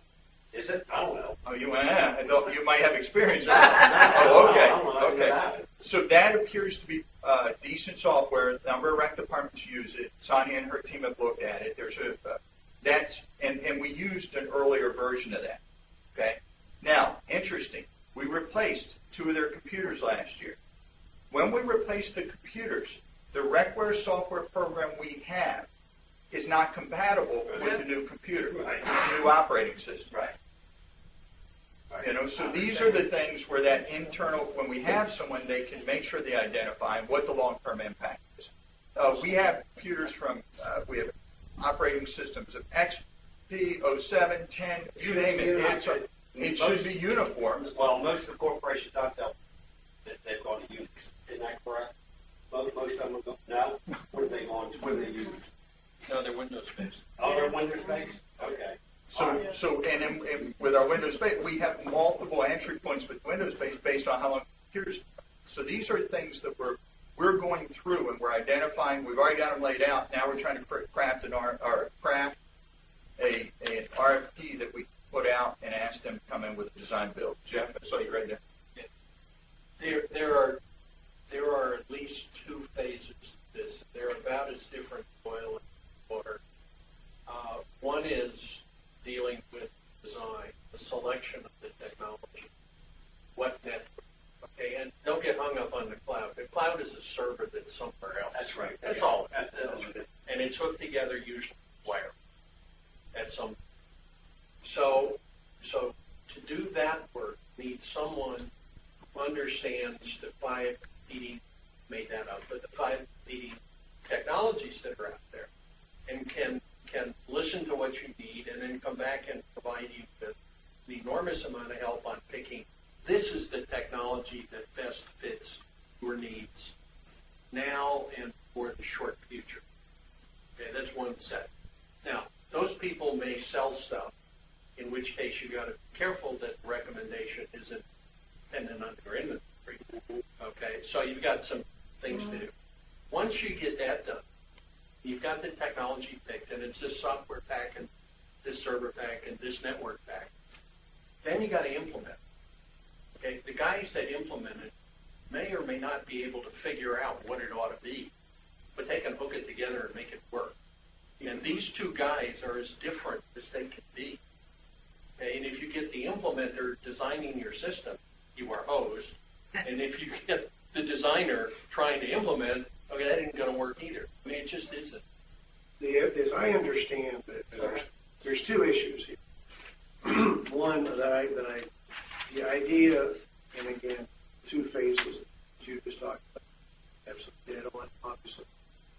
The consultation side of that design, you hire a consultant to do that. Where are the dollars in this budget to pay those consultants? That's not part of forget the position for now. Where are the dollars to pay for the consultants? We have, it would not be in this budget. We're trying to accomplish that part of the process this year. This year, okay, fair enough. Well, what's the 175,000? We'll get it's different. You're jumping again. I can jump all over the budget. Don't jump all over. I'll take. I just wanted to make sure consultation dollars in this year. Yeah, it's not in what we're reviewing. Okay. It's in, all right. It's in our current. It's in the current budget. The second part of this then becomes a issue of 125. For this budget. For this particular budget. For the new system. Right. That's correct. 50 or something was that this year? No, sir. 125 in this budget. If you recall, I mentioned 2 board meetings ago, I believe, we have a capital item that we're going to substitute for this capital item once I get all this put together. My thought is you're looking at a couple $100,000. So what our intent is going to be is to get that number finalized as quickly as we can, or at least a rough number on it, and spend a portion of it this year, the consulting, the design, and some of the hardware, depending on how quickly we move on it, and then have phase 2 or phase 3, depending on how many phases there are to the project in future years. And 125 is next year's phase 2 or 3, whatever the phase is once we get the plan analyzed. Helps explain it. I'm The last part not sure gets. excuse me, I'm not sure 100%. Okay. Can I just Go ahead. repeat what I'm hearing? Sure. Because this is not my expertise. That's fine. You're in the process of interviewing or discussing with companies out there that provide the types of services we think we need currently in this budget. And then... Let me stop there. No, am I incorrect on that? No, help me. You said you pointed to this since it currently. No, not this budget. I mean, the budget we're in right This now. year. Not this is the future. Current energy portion. In our current budget year, we Right. don't have a specific line item for what we're looking at as capital for this particular project. But we have another item of capital that we're going to recommend substituting one for the other. Okay, but you're in the process physically doing this right now, Yes. talking to Correct. computer-based companies to help us figure out what infrastructure is needed right now as we speak today. Correct. Okay. So what we're looking to do in this budget we're voting on is the implementation. Yeah, thank you, lots of of that in the next budget we're voting on now. And we have in here $125,000 to do that. I wouldn't say it's total implementation. If we get started in this financial year with the monies we have, we're going to start phase 1, phase 2. It's a continuation of the There's $125,000 in this budget to put toward this project. Correct. Recognizing it's going to be more than $100,000. So when does this IT person get hired? After this is in? I don't think you can know that. So my original question is not valid because my question was we should hire for 3 months to get this going. My question, I'm now withdrawing if I understand it correctly. I can't put a time on there until you have the systems in operation. Or at least Then you bring the tech person in, the IT person in to keep it working smoothly with everyone. Well, no? The IT person's then coming in based on what our needs are. If we go with one system, our needs are going to be different than if we go with a different system. So we need to hire someone based on what type of system we have. We hire and the a needs. company to come and do their thing. And then we hire a person to keep it working. Is that what I'm saying? I mean, I keep it simple. The first part is correct. Second part, not working. The company hired that installs may manage it. Then why do we need an IT person? You need someone to oversee. Oversee, is that the word I say? Okay, oversee. Terry's phrase of operational is probably the best way. Okay. It isn't the installation, it isn't the design, it isn't the installation. It is the ongoing, eyes-on process, watching our software going forward, making sure we're up to date, training stays up to date, that kind of And thing. that is after the program is in place. As I understand it, that's what we're talking And, about. and managing me and managing the output. In other words, if we want to go to the county, we want to say, hey, we need some rec money because we're providing these services to Berlin and Bishopville and wherever in this particular area, bingo. So we need $30,000 worth of funds for application. So this guy would be able to provide, or The county this might very well person pay for this. would be able to provide. Is that correct? Right. They would help us accomplish that. Yes, in a big. There is a third piece. I talked about two. There's a third. And that's the ongoing operation. That's what I was just talking Okay. Now, ongoing operations can be handled by the implementer or the design. Okay. These are really three separate roles. Design it, figure it out, install it, put it in, go away, operate. Yep. The operation piece is probably handled by someone often called a system administrator. They run the network and they run the stuff that's on And keep rising. and all that sort of stuff. These are three different skill sets. And What I see, what I understand we're trying to hire ultimately is step 3. Yes. Because that's what we need. Our permanent employee, per se, in the budget should be that third one. So what we're talking about here is step 3. So that may not be hired for 9 months until we're into this budget. Right. Correct. Or whatever the time. Or whatever, correct. Now go back then, since I've got that now, thank you, I appreciate the clarification. Go back to the HR. Is the HR something to say, I want done in 3? You could, but again, it's purpose driven. What's your purpose in saying that? We're identifying and hiring based on when our need arises. We've tried a couple of different avenues to accomplish the HR support we believe we need. Okay, we still don't think we're where we need to be yet. So we're even more convinced we need someone, a live body, to handle that HR. We're reanalyzing right now our. We're currently using PACE as our payroll processors. We had ADP before. Both offer HR support through different components. We've tried those, and again, you try them because it's a lot cheaper to go that route than to have someone on staff.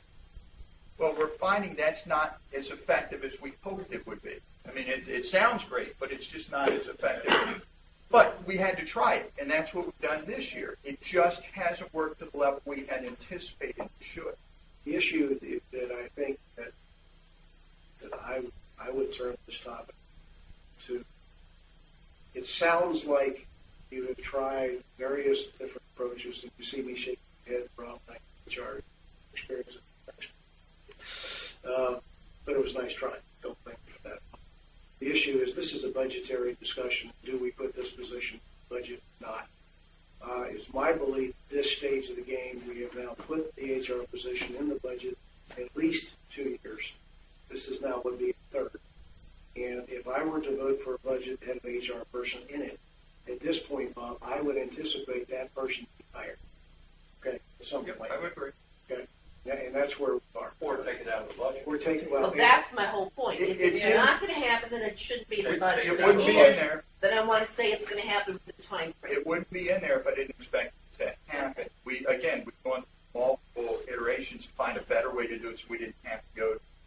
And Marty, you've been quiet there. I know your hand's been up. But First off, you all know that this talk about IT makes my eyes glass over. But did I hear you say last year's budget under capital, we had a big fat zero?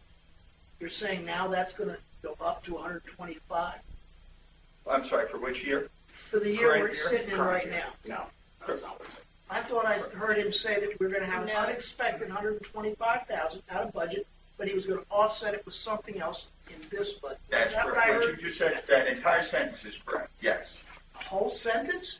But when you say it's zero, I agree, but we're substituting another capital item that That we will be believe. coming.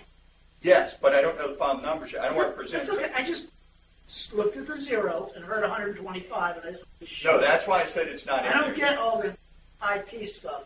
I'll usually pick up. No, I've learned that I'm going to have to bring something to the table before you're going to approve it. So if I do the substitute, I think I get a better shot at getting it approved. So we could put in our suggestions that we want to at least know, maybe review these positions in 6 months and see where we are. But that's, again, I I'm think, not saying you have to have them hired, just Understood. review the positions. I'm not sure in a budget discussion, again, you're the board, you'll do what whatever you feel is necessary. That's an operational issue. My question is, or my statement by the budget is we need these positions, and we're, just because something's budgeted, whether it's a position, an item, whatever it is, doesn't give me the green light to hire or to buy or whatever. We make our judgment as we continue to develop down an area. Great example.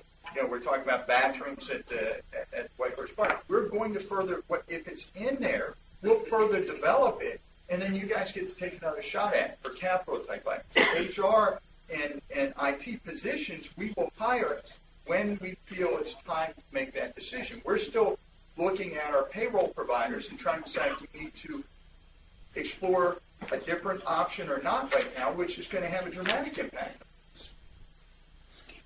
Quick clarification. We said this is the third year it's gone to budget. It was the Second year. Correct. I didn't say third. Somebody did. I did. He did. Okay. Me. Second So year. what, is there a negative, and this is something I'm going to ask my IT that know all this tonight. Is there a negative to reviewing this in 6 months to see where we are toward this being accomplished? It's not negative. No, no negative to that. Absolutely not. As a matter of fact, it should be. Here's my opinion, as you are seeing. As far as the IT goes, this process needs to continue. It's not going to work any other way. We have to. When you're talking about the HR assistant, where it's a completely different subject than the IT. HR assistant is somebody that everybody's already doing the work, with the exception of things that could possibly be done. Nobody has time to should be done. There's also no one overseeing the HR except Bob. You need somebody that has a little bit of HR expertise in there. I totally agree with not the companies. They're great at making paychecks, or printing paychecks, and they're great at paying your taxes. Beyond that, having had the similar experiences for 30 years, it's just not that person. What Bob and I have talked about a million times is taking that position and just encompassing several things into it. HR being one very important part of it, but encompassing some things, other things into it that will keep him from having to hire other people to do other things. It's a little bit of a catch-all position that they already do the work. He, Teresa, Michelle, they already do it to keep it going, but they need that extra person there to carry on. So it's two entirely different things. So looking at it in 6 months, I mean, Bob may say, in September, it's time to hire for that position. Might be closer than September on that one, I can tell you. But the IT position is going to present itself. I can see the difference, and I needed that clarification. Sure. Thank you for that. I'd still like to see it for 6 months and see where we are with this procedure. Any other questions on this, Ted? Any proposed changes to this, Ted? Well, gotta say it. I'd like to see us fund that road depreciation to where it's supposed to be road depreciation. I know, $36 impact right off the butt. We don't start taking care of our roads, not doing our job.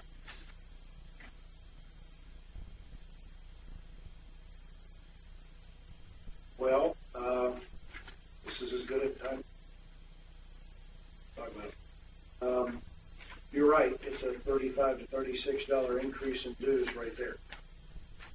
What you're talking about is taking road depreciation and transferring. That's what you're saying. I'm told that although we show it here, we don't actually fund it. We do not. Now, when I do the math, we're putting an awful lot of money into reserves, and maybe I just can't find where it's all At coming the risk from. of debating it again, that we've already had it studied by the auditors at least twice now. But it's fine. I know that we're Appreciation, not funding but roads. let's talk about Marty's point. What I think you're raising, Marty, is we have, Dennis mentioned it earlier, we have a road program right now that is Not keeping. sufficient, according to Bob Thompson and his team, based on the money that is coming from the casino. Is that a fair statement? That's correct. Okay. Is there in fact a risk, this is the unknown, is there in fact a risk of those dollars from casinos dropping? I've heard both stories. I have heard when table games come, you're going to get even more people there playing the slots we have now. I've also heard that the initial impact on the slots would be people are playing table games and the slots would drop for a while, maybe to recover, maybe not. I've heard both stories as to what the impact of table games is going to be. Directly, you all know we get no money from table. It's all slot for us. So the question becomes, we have a depreciation amount out there which equals about $36 per member per year in road depreciation that is not currently put into the question I guess Marty is raising is, and something we should talk about, is should we take all of that or part of that as a means of recognizing the fact that casino money may not in the long run. Now, that's long run. This is this budget. And whether you change it for this budget or not is I don't know the answer to that, to be honest with you. But I think it is a question that we as a board felt, Bob, and some research, we ought to have some sort of vision into the future that says maybe not this year, but at some point, let our membership know, as long as Annapolis keeps the money and doesn't return it to us as they were supposed to have done year over year. That's a non-issue. It's a non-issue. It ain't coming back in the eyes of a lot of people, and I agree with that assessment. Then the question becomes, budgetarily, do we make the change this year? But I agree, at the very least, we need to study this issue to say, maybe not this year's budget, but next year's, tee up the issue and what is the real story? Because it isn't, I believe that the Public Works team and Bob and those folks that put together a road maintenance program that, in my eyes, are driving around and work. The issue becomes, what if that money disappears again? Because that's what happened all of a sudden a month ago. So I think it's worth debating. I think we need to assess risk. My question is that risk eminent enough for this budget to change and absorb some of that depreciation into dues or not? I'm assuming, Marty, you're not suggesting all or nothing. But I'm suggesting. You're raising a very good point. What I'm suggesting is, I don't believe that if we get every penny of the casino that we've been getting, that's going to fund our road repair. Right. Period. So we need to get some road money. Where do you suggest we get it? Okay, first of all, where is that? Is that an opinion? Where is that coming from? You both. How about the negative balances in road reserves? Well, you just made a statement, and Jack agreed to it, that the money we get from casino will not take care of the roads. The road plan we have isn't. Where is that coming? Well, I think it's coming from reality. I mean, you just hit it on the head. There, as far as the competition, gambling in Maryland, it's increasing. They are continuing to take these gambling centers and they're putting them in different places. Number one, number two. Let me ask for clarification. The competition down the road here is going to be tough on this guy unless he can do a couple things. Number one, he can put a movie theater in. Number two, he can start feeding people and have a restaurant in there. And that's not going to happen. I mean, the local commissioners are not going to allow that to happen. So I need a clarification. Yeah. Because I'm hearing two things. I think I'm hearing from Marty that the road plan we have, is it that the maintenance isn't good enough or that we're going to run out of money? Which is it that you're saying both or which? Which is it? We're going to run out of money. Okay, that's okay. I don't think we're spending enough money. Well, he's talking about reserves. He's not talking about spending money on road repairs. He's not talking about. He's talking about creating reserves. If I understand what you said, Marty, that this number really doesn't exist. In the life of the dues, that's correct. It really It's not real money. It's correct. It really doesn't exist. Is that right? I'm sorry, I'm kind of old school. I thought if you depreciated your roads $300,000 every year, There should be $300,000 sitting there. But now, what I'm hearing just because we're not. What I'm hearing is that money's not there. We used to depreciate roads before 87, fund our road program, correct? 86, 87. And then we started getting... Did we ever do that? Yes. How did we pay for our roads before the money gas came tax? from the county. It's been coming from the county all these years, hasn't it? Since 87 or 86. Well, in 87, I was still present. Looking to get from them. Yeah, So this is 2014. Yeah, right. The issue, again, I'm not arguing against that we need to look at this. I'm not. I'm really not. My question is, do we Where's need it to come make a from? change I in mean, this that's budget? the real question is, where does it come from?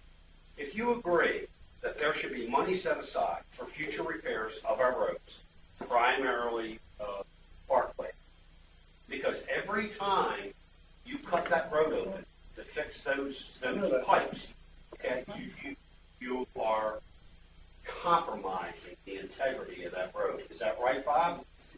The borrowed material starts to wash away, and the gravel starts to get weak, and you get sinkholes and what have you. Okay. Is that in your plan? Roads are evaluated on an ongoing basis, identified best, worst. We spend our money starting with worst condition roads based on that money. Yeah. All right, he's doing the best he can. He's got it to say. So the bottom line is, what Marty's saying is, that we fund this thing, and the only way to fund it, my estimation, is to reallocate priorities.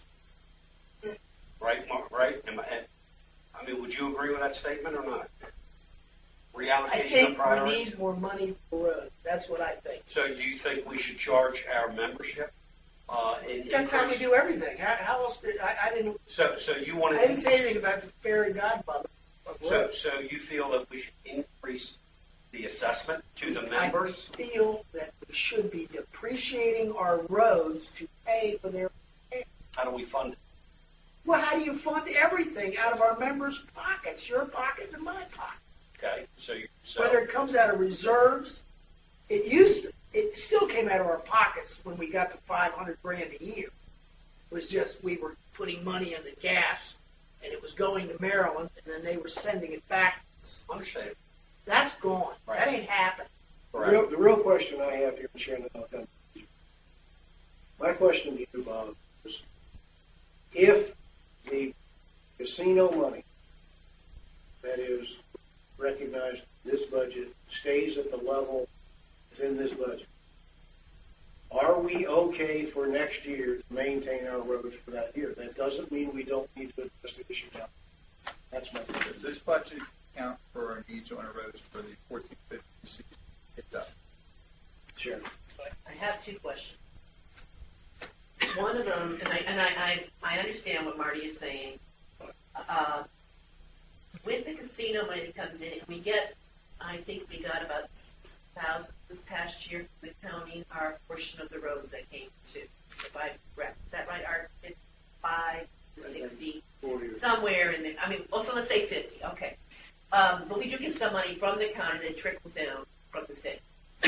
So those two items of income coming, casino money and the money that we get from the county toward the roads, does that go to the bottom line of operations? Where does that go? Does it go into the depreciation? Goes to the bottom. Where it stops. So therefore, these approximately $30 a person that you say of a property owner, would that be offset by this money coming from the county and from the casino money?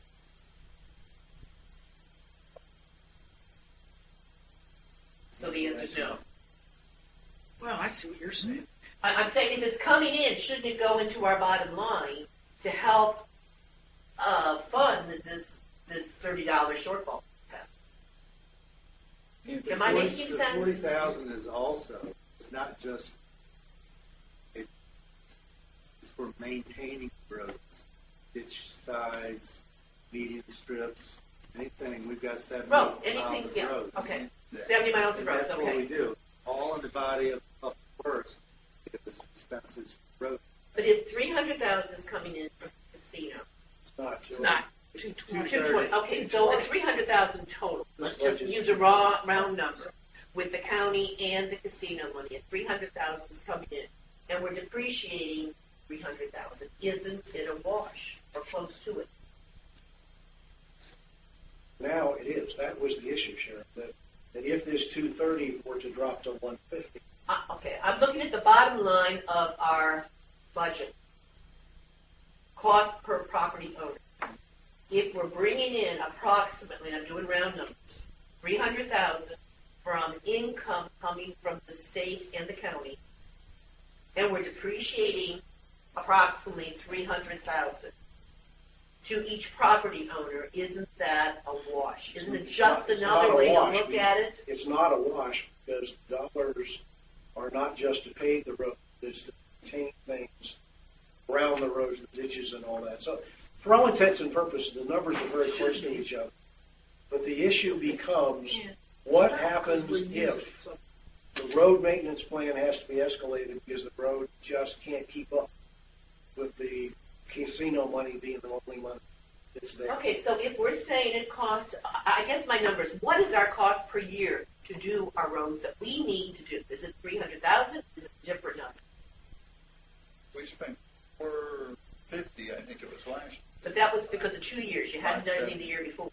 Correct. So what would be a realistic number to take our roads so that we know what we should try?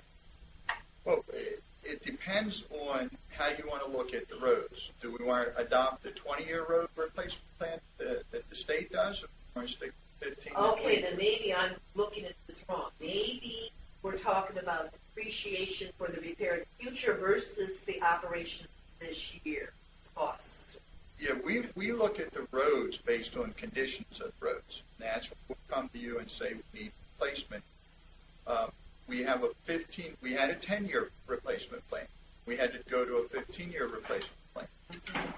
Why do we have to? We weren't receiving the same money. Okay, we were getting money. Got money. Yeah, no, good question. We were getting money, for those each year. So we were aggressive for years at maintaining the roads at a 10-year replacement. We've stepped back more of a 15-year replacement cycle. And that's how we look at our entire, when we're looking at all the roads, 70 miles of roads, we recognize dividing that, each road's going to have attention one every 15 years, this X amount of miles of roads has to be replaced. But then we go a step further and identify the ones that are in poor condition due to road cuts, due to sinkholes, due to whatever, and then we'll address those, first. If we are putting money in the replacement reserves, as Marty is suggesting, and approximately $300 or $30 a property owner, whatever that number works out. Next year we need to do our roads. We pull out of our replacement reserve now funds that we have. It's an empty pot. Would that not make more sense? And then the income we get from the county and from the casino funds go into our general coffers. I don't think they're allowed to. They have to go to infrastructure. The infrastructure, It's got to go to and the infrastructure. $40,000 put in public works for the, I don't want to say light maintenance, but it's the ongoing throughout the year maintenance. So that's a separate, that's why that goes in the operational side. That could go toward the new police department. That's what they're doing. That's what they're doing in Berlin. Their police department money for Berlin building being built is coming to casino. And it was in the paper. I'm not saying they can't do that. Well, I did check. I did check. Just saying, because Tom's sitting right in front. The issue, you can use casino money facilities. Public roads, infrastructure. Infrastructure is a very wide open definition. We, as a board of directors, decided to use the casino money, aim it at the roads.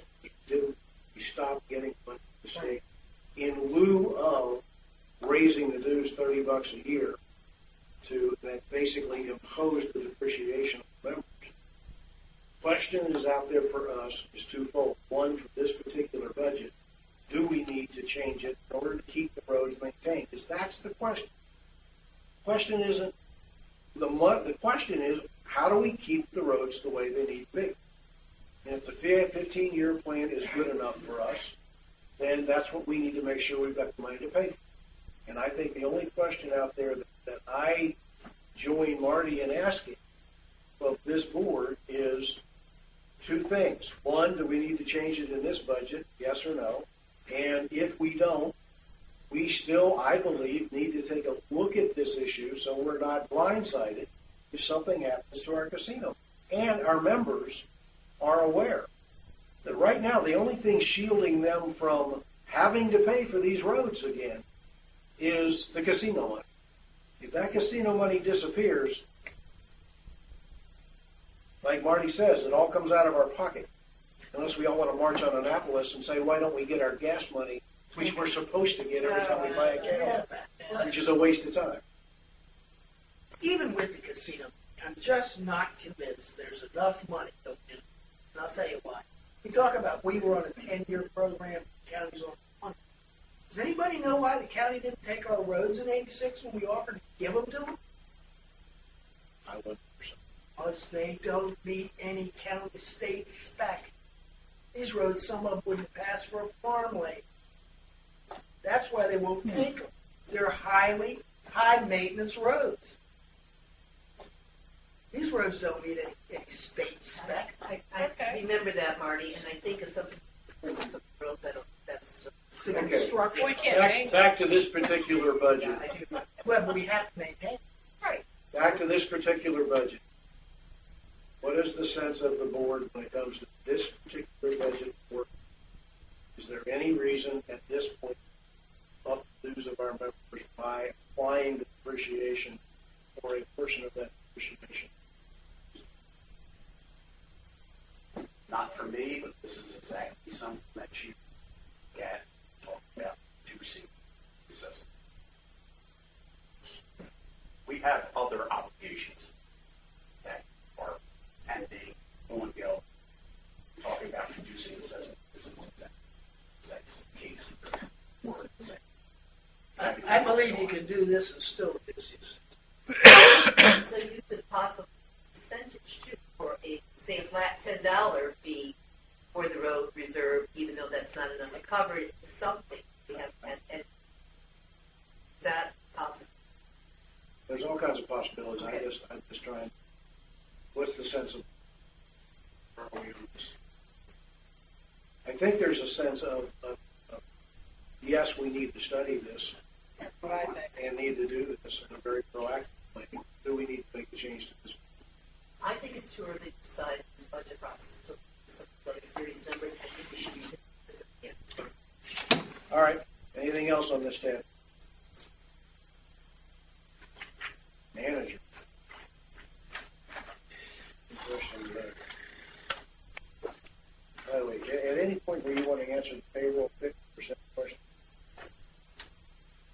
I can, anytime you all want. Yeah, why don't you go ahead and answer that? So, The one that the budget and finance Yeah. brought up earlier. The payroll costs at 50%, they range. The question was, what's the low, what's the high? They range as low as 8%. One of our costs. It's based on how many part-time versus full-time people we have.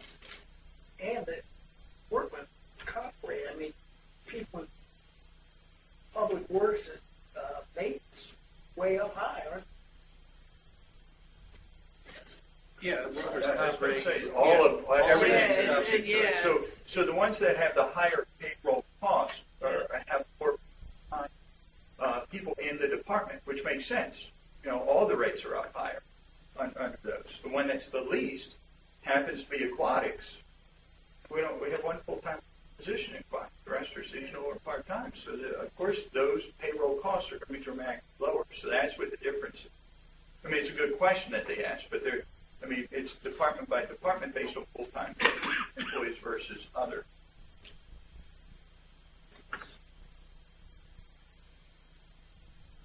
anything else on this tab? Finance.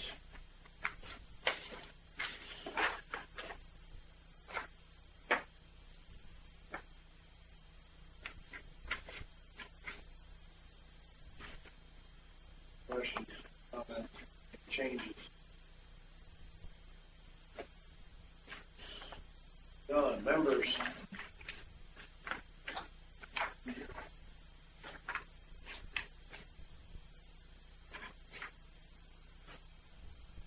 You said you would need changes, questions? Under the membership rates, won't go there. Yep. I agree with the budget finance committee raising golf membership 2 years in a row. People that stay here and put their good money in this place with this park. And we're on a cycle where you raise them every 5 years for our manager, whatever it is. Why would you do that twice in a row? Trying to put this on the backs of the people that we're loyal to and have them pay for our mistakes. Mistakes in the association. When Bob Kessler did his thing, he was talking about $6,000 total time memberships. Now, we're not talking about cart rates. That's fine because that did not go up last year. All rates did last year. So, 2 years in a row, and so it's about 6,000. Say that again. Run that past me again. The $6,000. Run that past Total the 100, no, or whatever it is. Yeah. Increases of about 6,000. Really? Or the Bob Kessler, he's got that.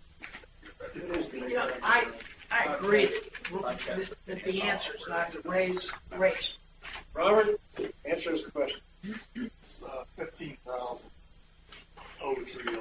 15,030.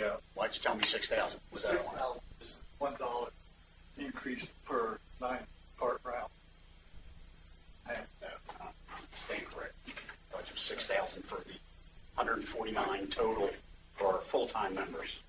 Okay, so 15,040 with the increase in dues and another 6,000 increase for cart fee increase. Is that what you said? No, that's No. I didn't hear it. What did you say? Where'd the 6,000 come from? Let me give you, Okay. for just the membership increase, for the budgeted members, is $10,230. For the increase in the card package, $100 increase in the card package is $4,800. Total $15,000. got it. If you raise the cart fees for 9 whole rounds from 11 to 12 hours, that generates another $5,000 revenue, which is, to me, is a strong thing. Okay, got it. Well, like I say, I'm not concerned about the cart fees did not go up this year. So that is In everybody's budget book, there's a membership sales history. It hasn't mattered whether we've raised the dues or not raised the dues. I mean, there's your graph for golf. Golf has been on a spiral downhill. Whether the rate stayed the same in 10, 11, 12, and 13, and we still lost members.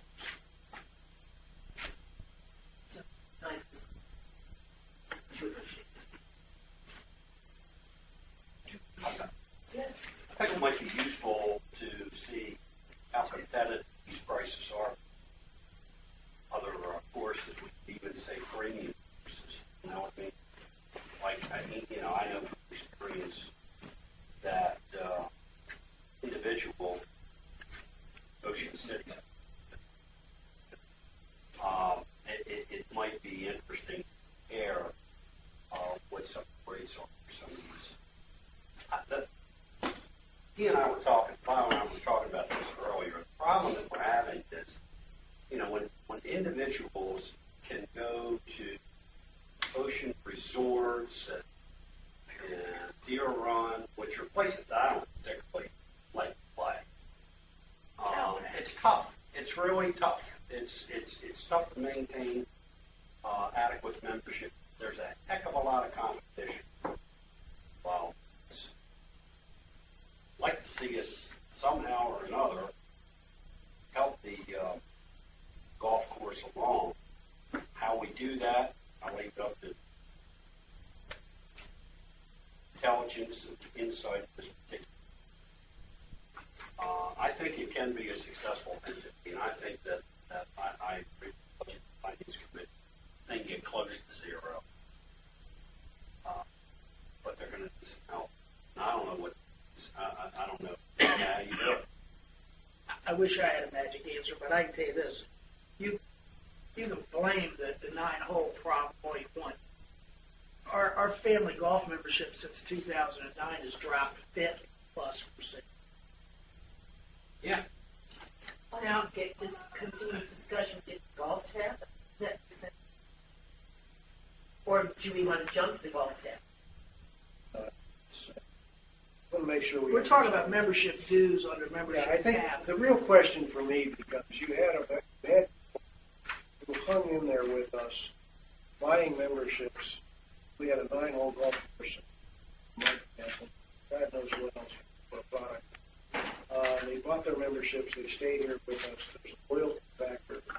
So my question is there any opportunity to put these rate increases in place for, I'm going to say, just Are rate increases in any of these really solve the problem? Not when you're talking about $15,040. I mean, I'm talking about any one of these. I mean, is a rate increase in swimming going to solve swimming? Every change in dollar amount big or small, adds up to the bottom line at the end. So I would say they do, even though some are smaller, some are larger, but that's what the entire, the cumulative approach, the entire budget, when you look at these small increases, does have. Now, that doesn't, you all certainly have a right to say, no, we do or don't want increases in certain areas, but it does, I will tell you, it does have an overall impact. And when these numbers are, when your have the rate increases been determined yet? You're just This is what we built our budget around, these rates. the rates, okay. And we do a comparison. And that's what I was going to ask. Yeah, I guarantee you compared to other facilities to see. Correct. I mean, You can't outprice yourself out of So who did you think? I don't have to make a profit, but I mean, there's 25 courses around. Oh, I know. John looks at them And all. some of them are dirt. Yeah. No, some are different levels. Yeah. I agree with you. and I'm sure in swimming you have done the same thing. We look at whatever There are other competition may be facilities, available in each area. Daily fees. Right. Unless I'm reading this wrong, I don't see any changes. Well, we didn't, not the membership fees, we changed those last year. That's what I thought. Okay, we didn't change swim. So the golf, if I'm correct, and Bob clarify this if I'm wrong, the largest number of golf memberships are individual memberships, not family. Am I correct? Sorry. The largest number of memberships in golf are individual, not family memberships. Okay, so we're looking at a $55 increase this year for golf memberships as an individual. And we now have a full 18 holes of a premier golf. $55 more. I don't think that's to stop any golf. Signing up, $55. I mean, I hate to keep dropping reality on the table. We had 141 individual members in 2009. We had 59 in the budget, which is an improvement over factual last year of 58. Membership is not going to be the answer. Raising the rate on membership, I agree, Phil, 100%. I just don't see it. We're gaining $15,000. Why not sell 375 $40 rounds to the Share or to the Clarion or the Hale Harrison's group? Get those people over here playing. Do it. The other thing, and I'm going to throw it on the table, it won't happen, but we talk about coupons to get our members to use stuff. The cost to give every paid Ocean Pines property owner a free round of golf is about zero. And they'll come out, they'll use the golf course, maybe. They might like it, they might. You used to get 6 rounds of golf paid for assessment. And that assessment was less than $1. Bob, is that a factor that you could bring? I would not agree with that now. Okay, may I have your...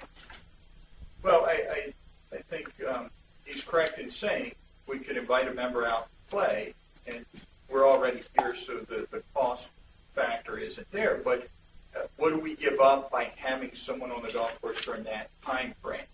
We're premium golf times, and again, maybe it's something we look at to give afternoon golf. I don't know, but every time someone's on the course, you're taking up a slot that you could sell to someone else. So to say we're going to give away 8,457 rounds of golf, which would be one per 46 member.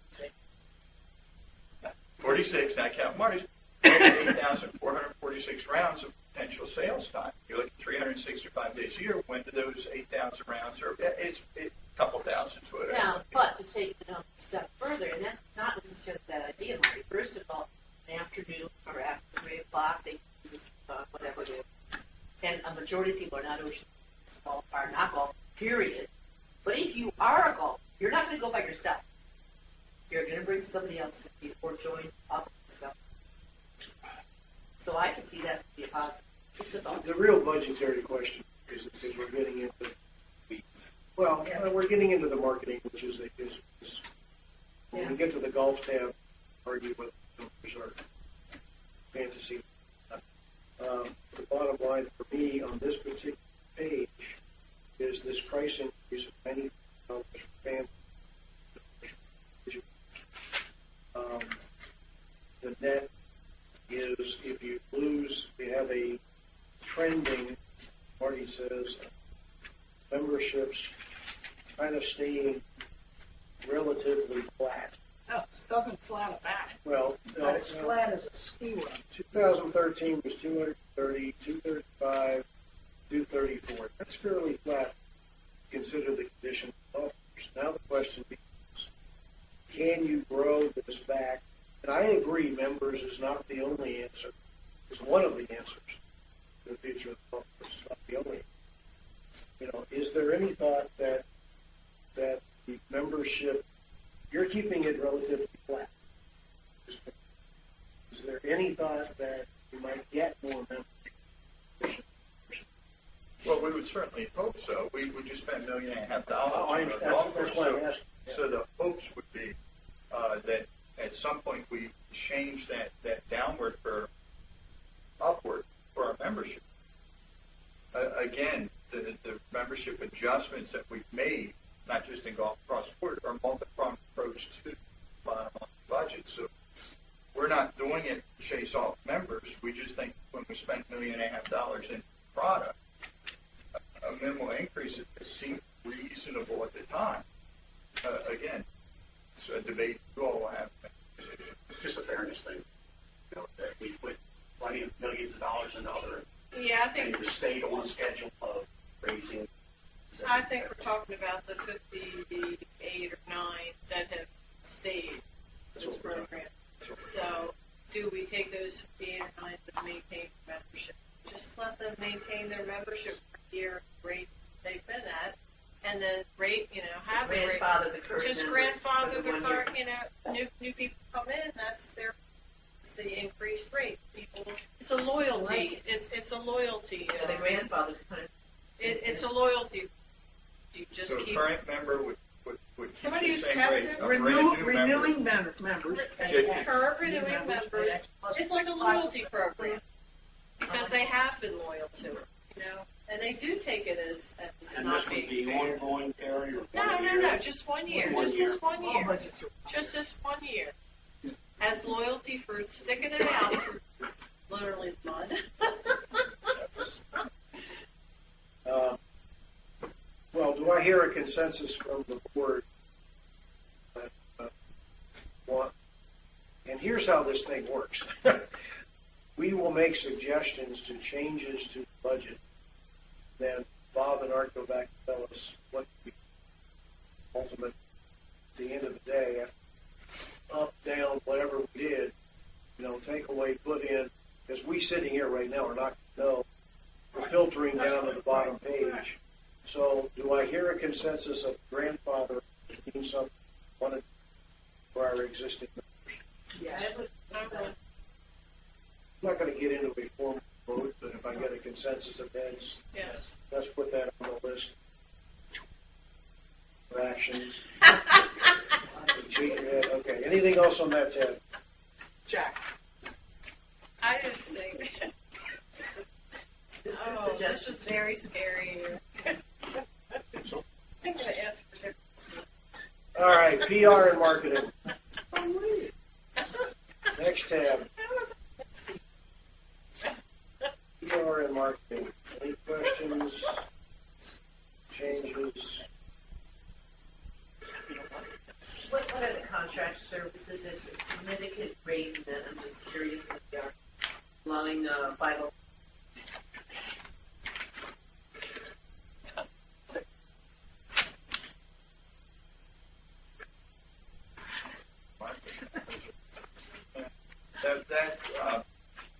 Trying to go back page. Third page, Sharon gives you a breakdown of what they're for. Okay. We're making enhancements to 78 website. Biggest change is the graphic design, because we're designed with the yacht club coming online fully. We're getting more aggressive with our design, like things that we need to put out. Contract. I mean, I like promotions and stuff. I get that contract services. I don't understand what that would be. Page 3. I'm on page 3 and I see. Channel 78. Oh, I got you. All right. So it's mostly IT stuff. No, design. design work that's associated with the webpage, Channel 78, putting things up, e-blast. I have an issue yet. Somebody.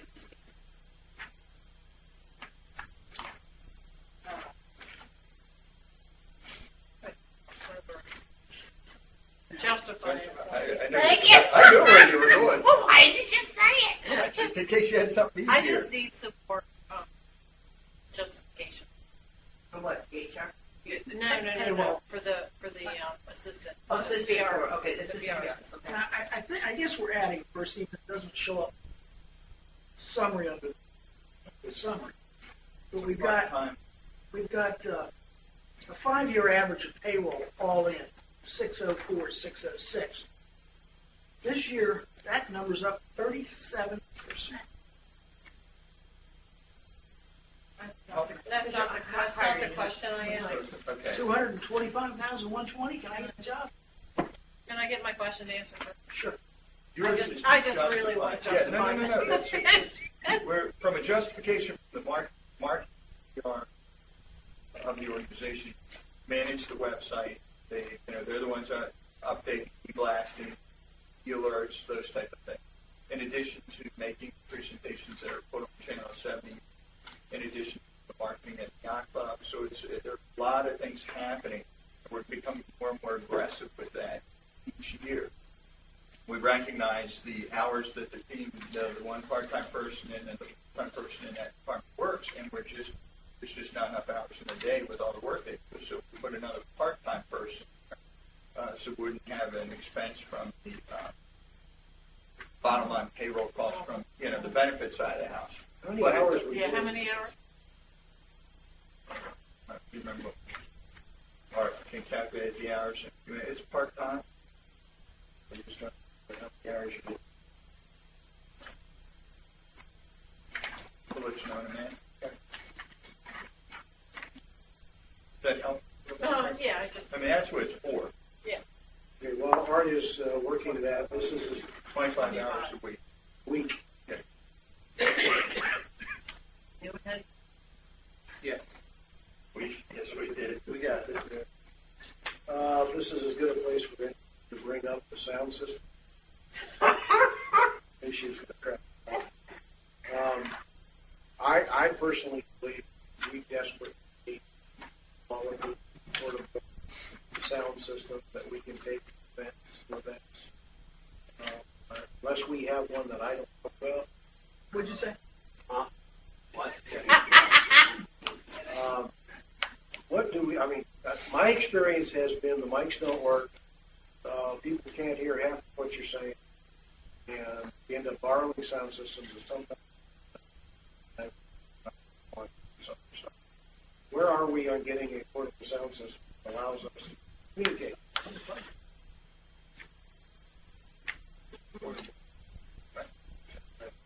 Yeah, we have one top right in Parks. That must not be very. How old is that one? It's not that old. Just to put together, we used it at the Christmas I don't know. Tree lighting. Yeah, but hang on. I don't know if we used it. It didn't work very well. I can tell you where we did use it. I don't know who's tree lighting, whether that was Powers or whether that was Flyers or whoever. We had a number of different people there. We did use it as an example. If you recall, and it worked fine. That was ours, and it's that one's. I unwrapped some of the components to put it together, so I know that one.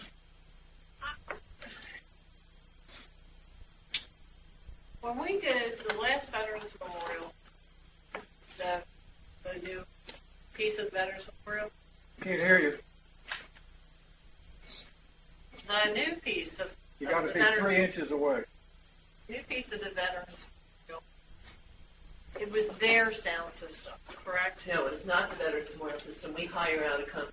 It cost us $1,000 for Veterans Day, Memorial Day, and about $800 for Veterans Day. And don't take this as, anything other than the difference between the sound quality and the ability for everyone to be able to participate in that event and utilizing the system, however old or new it is. And it quite possibly may not be the system. It quite possibly could be somebody that knows sound to say, this is how you set it up. This, event, this is how you set it up for this event. I'll tell you a good example was last night in this room. And God love David. He had screens, football games everywhere. My husband and I mean, it was loud. People were talking. Sharon would not be. We literally trying to, most people just watch the game, but we hear what the announcers are saying. We literally stood underneath that speaker. So I know that's going to all change when the yacht club is finished because that's going to be designed so that it can be. But the outdoor events, it might just be a matter of taking that system and having somebody knows how to correctly do sound come in and say, and they may say, you know what, you need one enhancement. But I agree with Tom. Every time we go someplace, and you don't know because you're the one usually out there talking. You really want to hear me talk more? Not necessarily you, but we want to hear what everybody else has to say. My experience with the Veterans Memorial, which is significant in this particular event, we started out with one of these little small systems similar to what we have. It was totally, and everybody was complaining. We had to go to a professional route. Professional route with big Bose speakers. He'd have multiple, they're angled. He's a sound man on earphones to be sure everything is done right.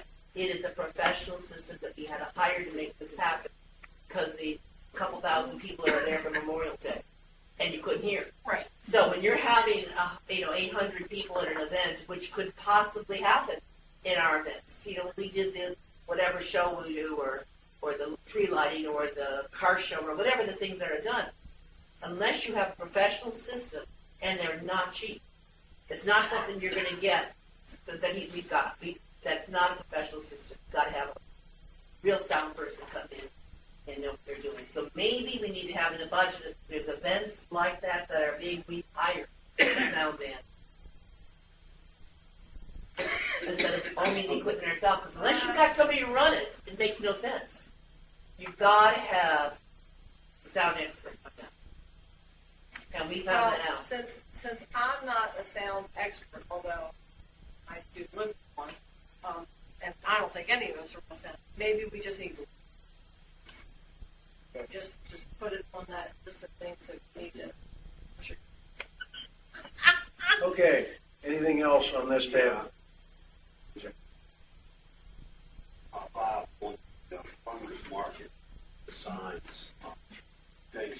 Do we lease space to those folks, or is it free? Come on and sell your goods.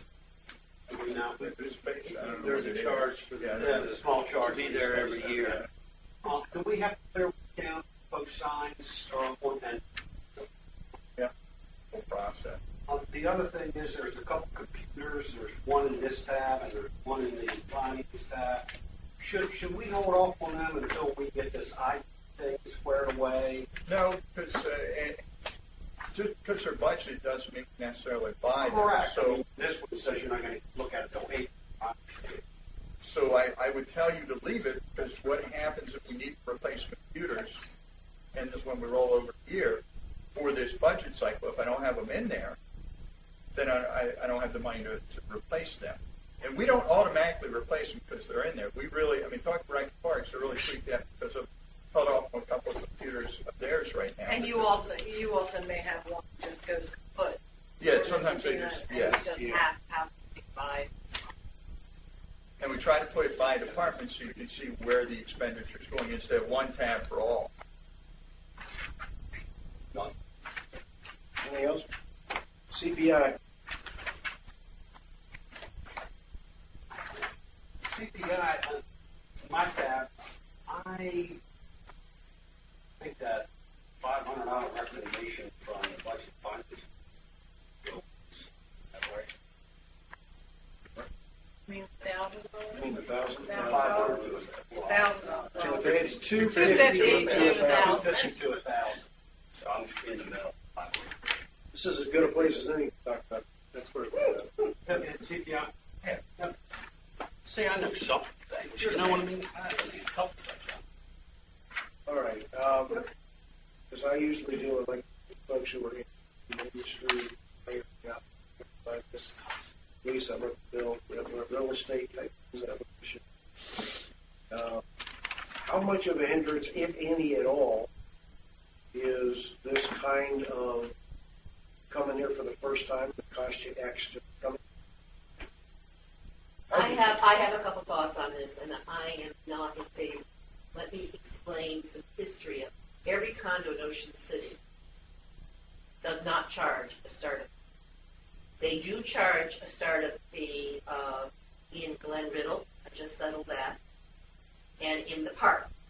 Mind sharing how much they start? I think the Glen Riddle, I had a condo and I had I think it was $250 for the condo and it might have been $500 for Glen Riddle, but I can get that information by tomorrow. Get that exact number. The park charges $1,000. Don't know if I don't think River Run charges a startup fee, but I just settled in there, so I'm going to verify that. But I don't do.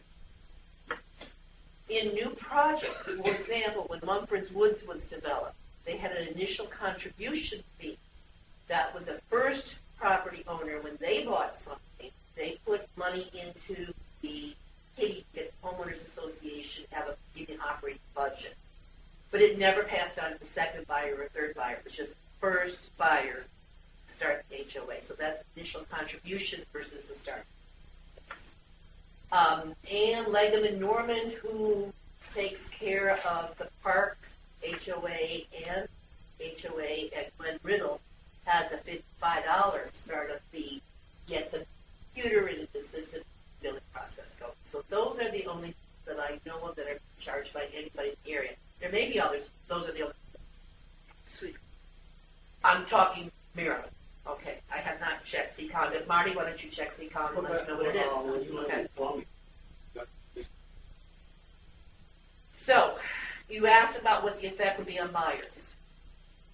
The sellers pay $250 to get the documents from Ocean Pines. We have talked about that, Pat. I would like to see that number be used. It's higher than anybody else, but no, even condos in Ocean City. And it's done online. It's a matter of one person going out, checking the home, making sure that their HOA fees are paid, number one, and number two, that they haven't built something that has not been. That's a different issue. This is, again, an initial contribution, and I'm going to probably ask Jeff, who's my legal expert, does this need to be put into our restrictions and bylaws in order to do this? Do we have the authority to set up a new fee? I don't know the answer to that because it hasn't been in there. I don't think it would be well received by people. It isn't fair.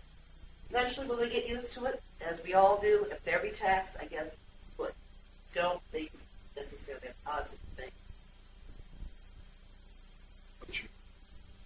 I don't know the answer. I'm not that. So that's not yet. Just doing a number crunch, if we did have a $500 fee, and Sharon is correct, about $300,000, that's $150,000 each year. Now, $150,000 each year could go into that roads fund and take the onus off of our folk instead of increasing their assessment. or if I may, police and fire funds, tax it up. It's all coming out of our pockets, it's which pocket. It's just a number crunch. May I make a comment on Sure. I'm going to comment on the upside again. 5-year historical payroll, all in, 126, 165. This year, that's up 51,488, 41%. Yike. This is a department that's doing half the work it was doing 7 years ago. When we were houses getting built everywhere. CPI? Yeah. Jerry Yvette is, Oh. Engineers. yes, it's just salary, isn't it? Yes. Okay. Who's in there? Jerry Yvette. Engineers. Oh, okay. Good question, good answer. Never mind. Yes, Bill. Can we have that? But no, we Moving do right have it along. on record. My thoughts are, when I 15 or 16 years ago, I started driving roads. I'm driving roads that somebody else paid. So I got free. I don't see a problem with saying, hey, you're getting all of this coming in here. Pay back, a little bit to let already paid. That's the concept of this. And I'm the one that suggested. I'm the one that suggested to the committee about roads, thinking that roads are, a problem that we're not putting enough in. So I'm the one that suggested. But I'm the homeowner that's coming in and saying, buy a home, and I'm looking at this list of things that I have to now pay for the assessment. One is taxes, and one is this fee and that fee, and now you're going to give me another fee. And that other fee may make or break whether I can do it or not. No, But you're saying No, it's 500, you're saying 250, I'm saying 1,000.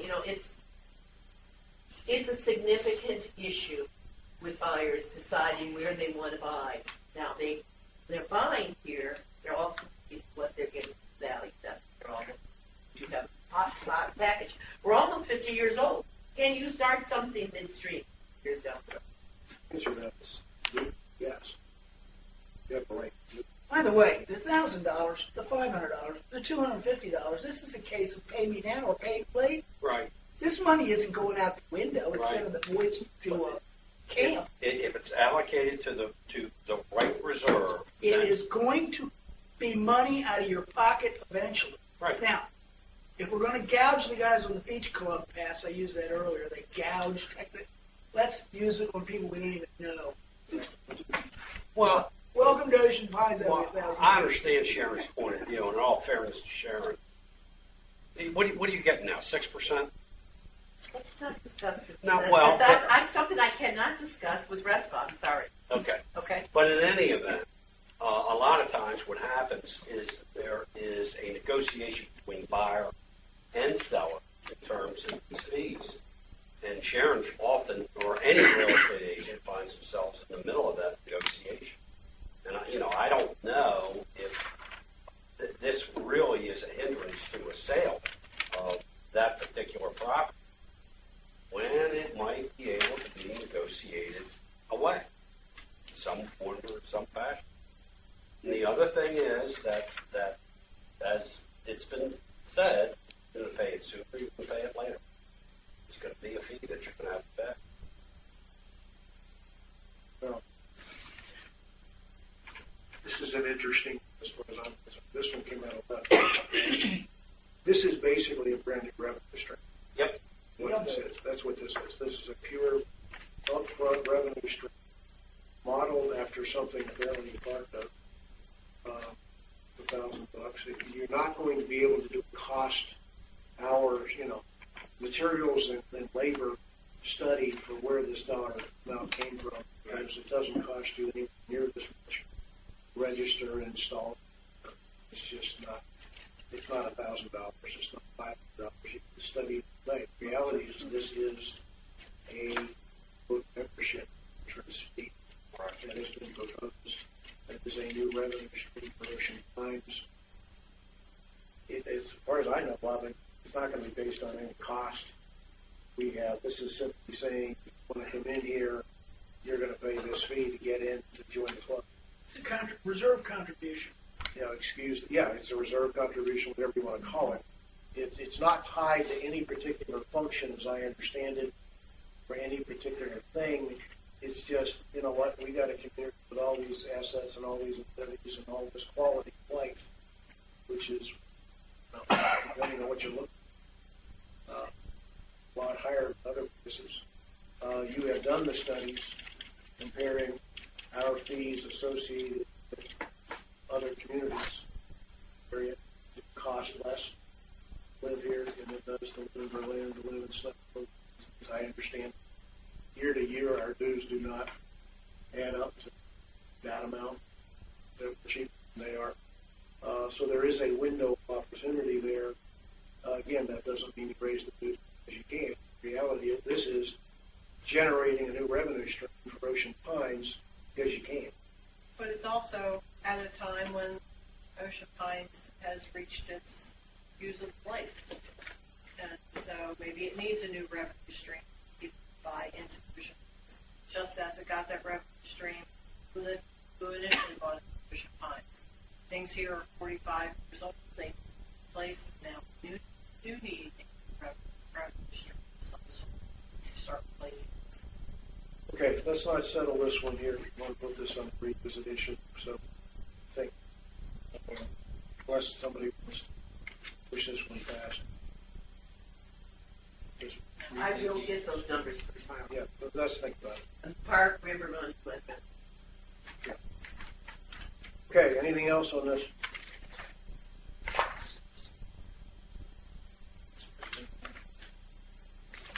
All right, Public Works, or excuse me, General Maintenance.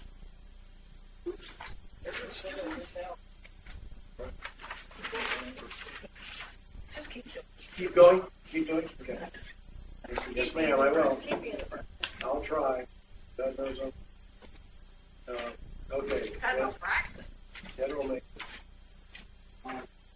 Yes, sir. Expand the existing shed to accommodate equipment, $50,000. Tell us what page you're on. So I'm sorry, page 4 of that tab. Thank you. Apologize. I just need, what is that? We've got tractors and other equipment and public works yard that actually aren't covered. So what I do is. Well, how do you do a building for $50,000? I mean, is it one of those Shed, buildings? shed. Yeah. It's not an expensive endeavor, but it's to keep out of the Replacement reserve because it's expansion of the existing building, not in that. Since I say something every other page, there's no hidden people in this one. Correct. Our payroll is down over the 5-year average. Thank you, Bob. There you go. All right. By the way, and your bottom line performance follows. It's down lower than it was at the time. Maybe that's the reason we need to replace it.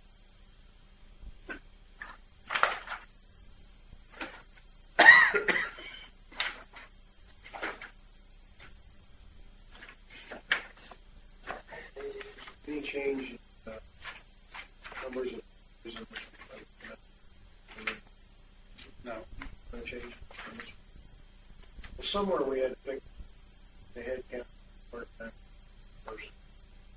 The net we only put up people. So somewhere we went in the season column, we got some ups and downs, so switching around, recalculating for season stuff. Okay. Yeah. All right. Anything else on this one? Now, Public Works. There you have the size of the jump of the 5-year payroll. 5-year payroll is 604,606. 829,726 is a 37% increase. Or you hired. Yeah. That, right? Well, let them answer it. It's 80,000 on the payroll side, but I'm looking at. Sorry. And then 202,000. Bottom line. Is the delta between 14 and 15? Yes.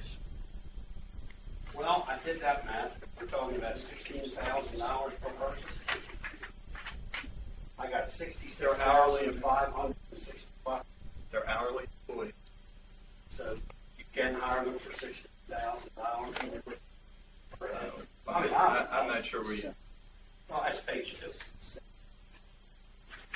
we budget for $8 to $10 for laborers. That's what we pay per hour. Yeah, I asked. I appreciate all the drainage issues. This is something Jack and Bill ran on their campaign. Get that. How did you determine 4 versus 2 versus 6 employees? What's the logic? We sat down, Eddie, myself, and we looked at 70 miles of roads or 140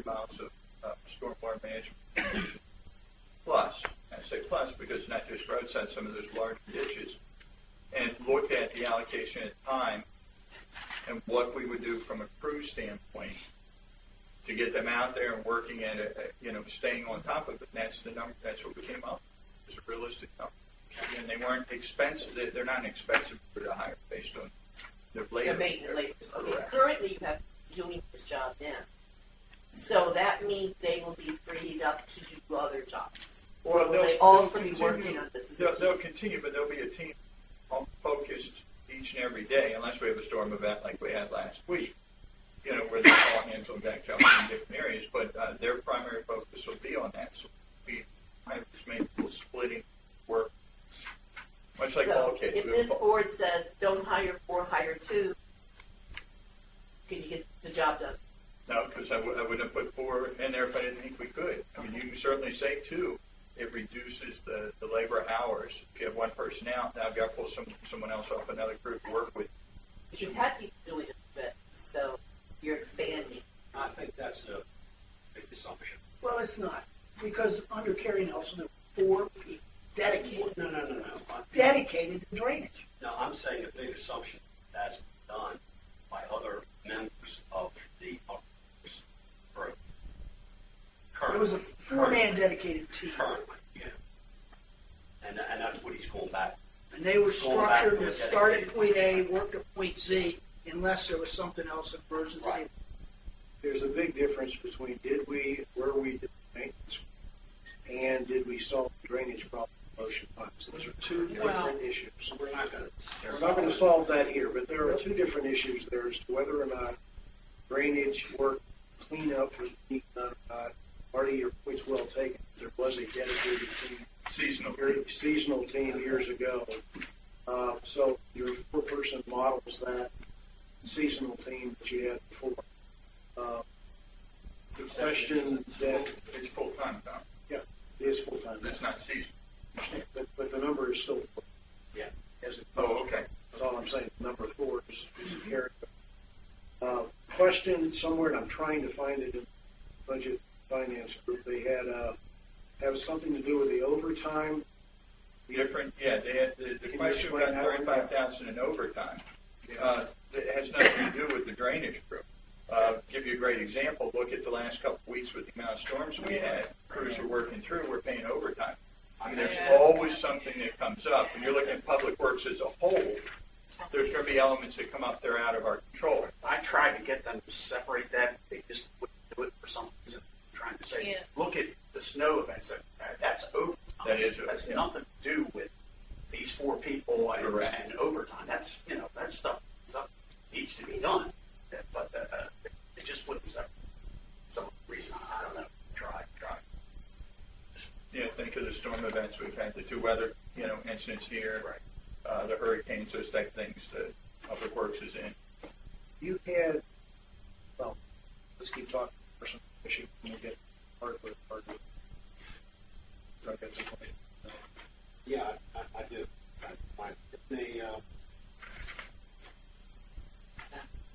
Didn't they recommend that Bob, Bill and I, that maybe we're going to get involved with? Didn't they recommend that we meet with those people? That's not going to happen. What they recommend was the drainage task force direct the team on what to do. That's not happening. We're going to meet separately as a task force, discuss what we've done so far, and what our strategy would be moving forward. That's separate from the drainage crew that's going to be tasked with keeping the flow. These are a labor team that's going to be focused on keeping them clear, kind of what Marty was saying, start from A to Z. And that's the rotation they do. That's the reason I separate the 2 issues. I'm just going back to what I know they're 2 separate. Yeah, that's what their recommendation. 2 separate, completely separate elements. The drainage team that we're going to be talking about from the task force standpoint. What have we done year to date? What have we done the last 5 years to improve the drainage solution? That's more high level. If they make a recommendation, you're going to listen to recommendations, right? Yes. Yeah, okay. So if they make a recommendation, 6 people do this, that, the other, wouldn't that enhance your position? I mean, I don't know. They're make the recommendation for this budget cycle. Okay, well, They're not going. This budget cycle ends. Well, no, when you have to approve the budget at the end of February. And they're not going to be able to make that recommendation, for months until they see it. You're right. That's the reason I separated the two issues. Right.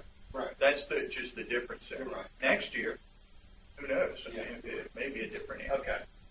I personally think the focus of hiring 4 people to stay focused on cleanup and just start A to Z.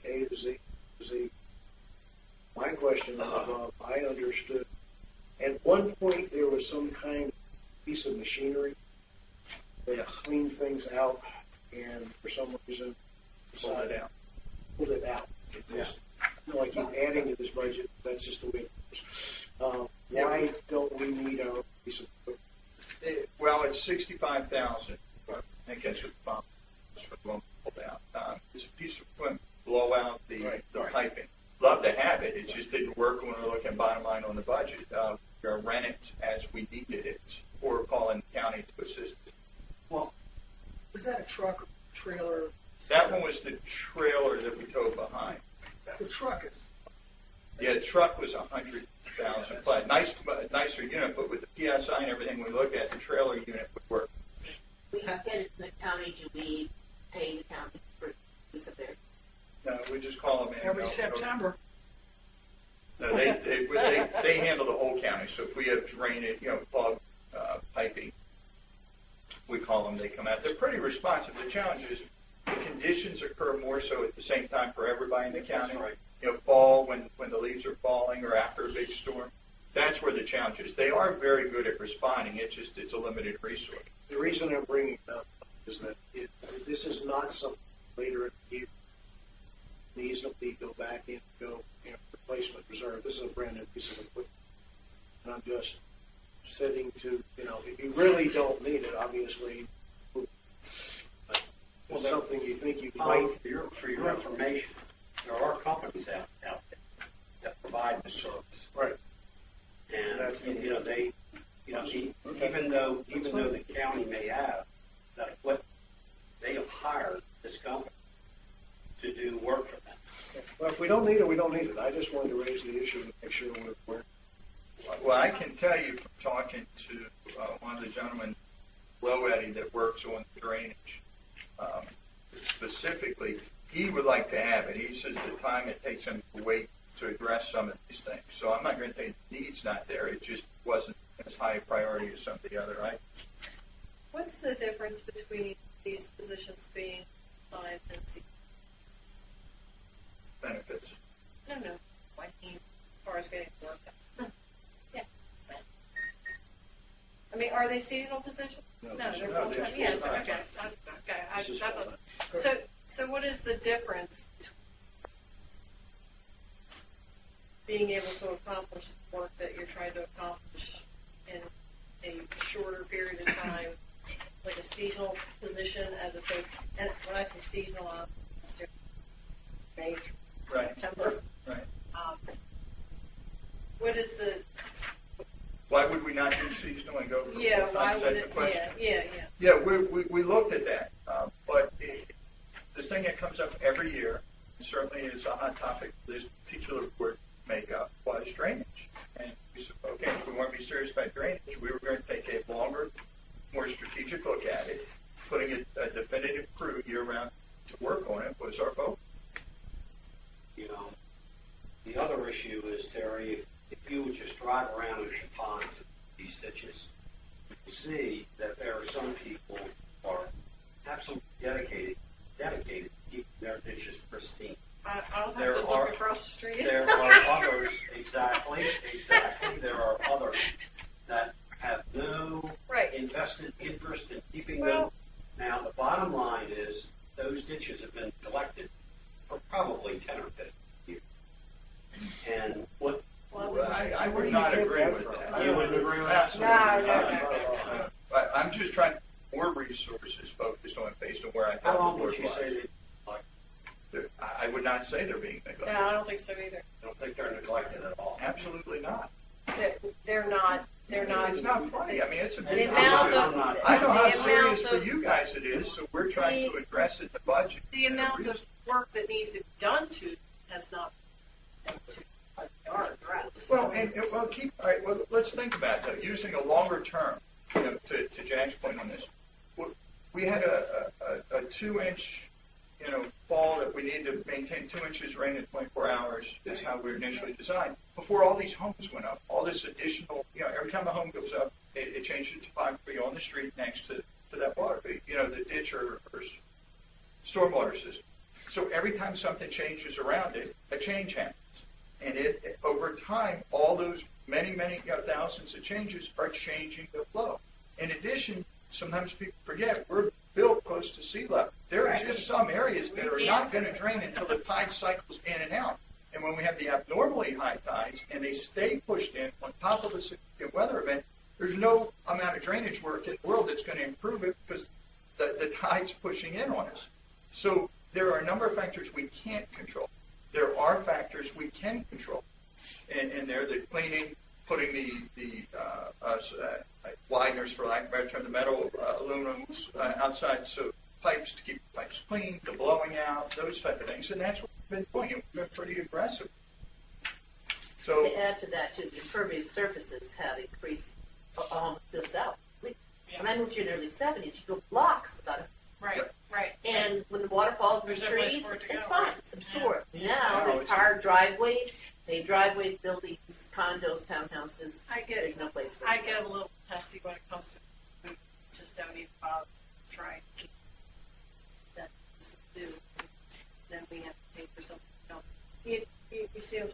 Well, I biggest think challenge we so. have is in the fall, quite frankly. Some people clean it out. Some people I break just- their yards into their ditch. There's all kinds of things that happen. We just try to stay aggressive with it. It's not perfect, but we certainly are accurate. And do you envision a time that these 4 people will have done all the ditches and don't need to start over? Or Oh, can they'll you never do something know. else? With all the This woods is an and everything. ongoing job forever. They're like, okay. Yeah, I don't see this stop.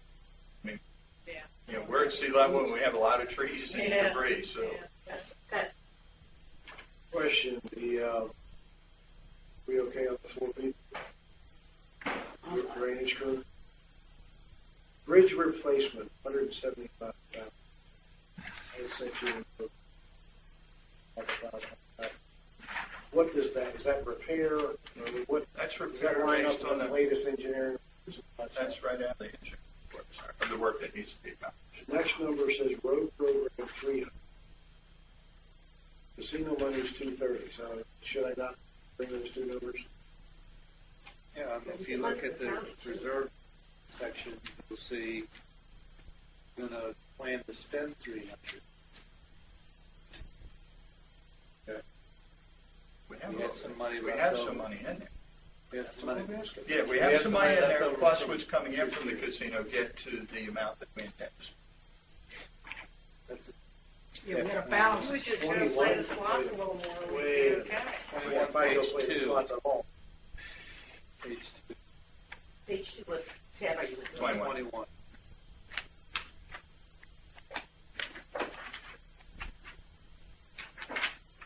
I see a negative. Yeah, well, all the, it's $2,000. You should start off at a 67, 230. Oh, that's the Correct. 67. Yeah, that's what we project the this. Okay. May I ask a question back to Brent? Sure. I read the report. When I say reports, I read the engineering reports from the state. We don't have any other, right? No, well, they were provided from the county through the Through the state, state. yes. I get up to 170. Is this all 4 bridges? The work that needs to be accomplished, I think there were 3, I'll have to go back and look at it for you, but it was more than 1. Well, even on 4, you'd be hard pressed to spend 175 based on the numbers in the report. Ocean Parkway and Clubhouse Drive were the 2 bridges. Well under 100. Doing all repairs, not just median, going out 5 years. I mean, I'll check that. Yeah, I'll go back and Yeah, check. well, Man, it's easy.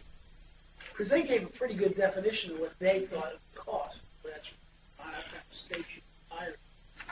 I'll find out. on the revisit list.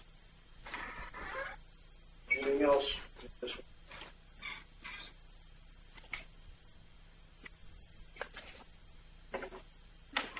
One of our favorites. Bulkheads. It's a perfect reserve. It is. It's a perfect reserve. Put in $1, pay out $1. Next.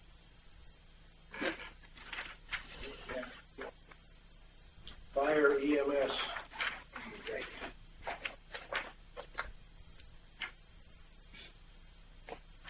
think it's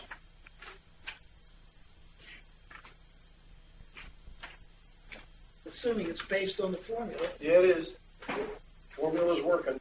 They're happy and we're happy. We used to spend days and go through packets of stuff. It's based on the formula. So It is. Plus it's down, which always makes it an easier sell for the person. Okay, Who's this guy? we're going to do one more. Police. 12% increase. Okay. Part of the increase is because we've had positions increasing. Rank. So therefore they get paid more for the rank. And we have a higher. I just saw that in the paper, by the way. We had vacancies, yeah, we had vacant positions. for a while. OTEC. Miller and OTEC. $1.50. Just seems like a heck of a lot of money to me. I mean, we're not increasing the size of this police force. Right? I'm taking the 5-year average, $1,256,000, and subtracting that from $1,407,000, $150,846. 4% increase in the 5-year average.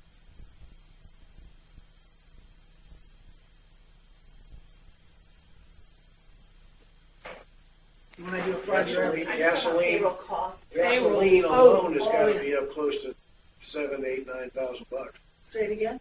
What's the average on gas? I mean, gasoline alone has gone from 31 in 2010, 45 this month. 39 in 09. I mean, I can do the average on that, but I guarantee it ain't as high as the payroll. Oh, I'm not. I'm just talking about. Are you talking about payroll? He's just looking at payroll. Okay, sorry. And the payroll increase went because we have now 2 lieutenants for 1 and 2 sergeants for 3. I hear what you're saying. $151,000 in pay increases. We have a $23,000 increase from last year to this year in the bottom line. Yeah. That's all payroll increases, it's increases fuel costs, it's everything. I mean, for a $1.5 million budget item, I don't think that's a significant change.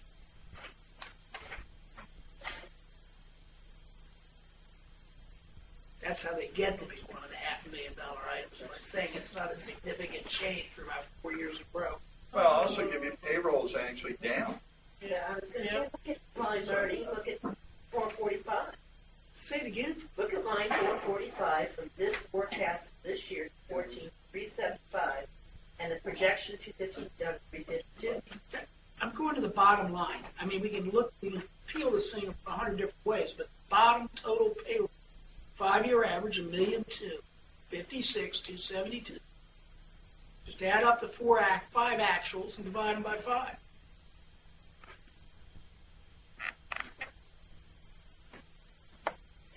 The difference between total payroll is 16,900. From where? From this year, 14 to 15. These are the 5-year average here. Well, we're looking at what you can look at 5-year average. We're not talking about cost increases or different ranks. We're looking at what we know right now. Forecast for 214 and 215, and it is only a $16,000 increase, and it's actually less from the 214 budget. They've come down the budget. I'm not comparing budget numbers because I don't like budget I numbers. like to look at forecasts too. I'm looking at actuals. Actuals for 5 years of being 50, 60. Well, I don't think we can go back, but there are different types of. We're not going back 5 years. I'm going back to our last actual, 2013. 13, 12, 11, 10, and 9. That's your actuals.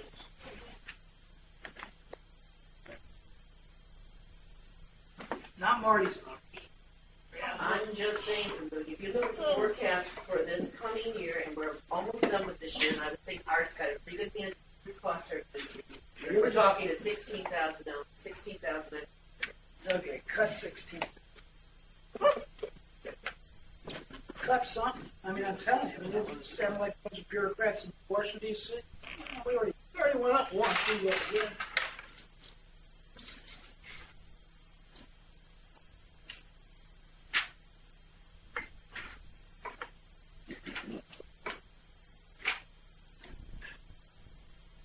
Bob, under capital, you didn't have the police building on the capital expense sheet. I guess that was just an oversight. Correct. It wasn't here. If you remember, you had asked me that before, and I told you we should have had it here. You expect me to remember everything I asked you. Don't ask so many questions. It'd be easier on both of us. Sorry. Well, that 500,000 was in the 16 CIP plan. I don't even know where it's going to go. I don't know what we're going to do with the space it's abandoning, if we're abandoning the space. There's just so many questions on that issue that I can't speak. Is this what we discussed? What we're discussing. Yep. This is where that would fall. I essentially, I'd like more information on what it is. Basically, is something. The design and now, such? is it to reconfigure what we have now? Is it still patient? What is your vision? There's no, and vague is what I'm going to be with you, not for any other reason other than we don't know yet. We put a budget item in there, recognize that we have something that needs to be addressed. We'll go back and look at, I think the space is too small, just the overall space, even if you reconfigure, I think it's too small. So I think what we're going to do is we'll look at what size building structure, whatever the size will be based on our size department, the number of calls, those type of things. Talk to the chief. We'll look at all the other police departments that were built in the area. A lot of them, over the last 10 years, all but one, I believe, has been replaced. So we have some data we can go to and look. We can physically look at them.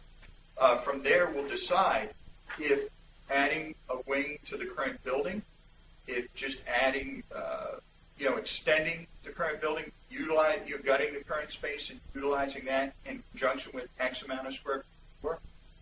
All those things we'll look at, but we weren't going to go through that exercise unless the board said, yes, it's something we believe is a need and let's move forward with it.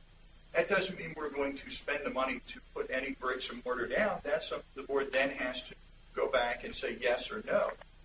We need to look at options. We believe the White Horse Park campus area is where it should be located. Just how it's configured there, I don't know.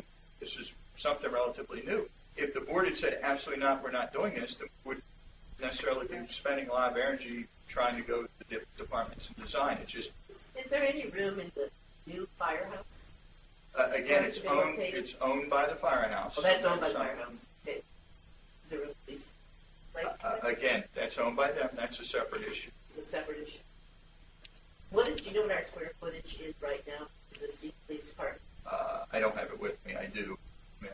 I have it. But they're saying that is too small, whatever the space would be. If it needs Yeah. to be double, triple. I don't know. That's what we'll I'm get an asking expert. Bill. He's my expert.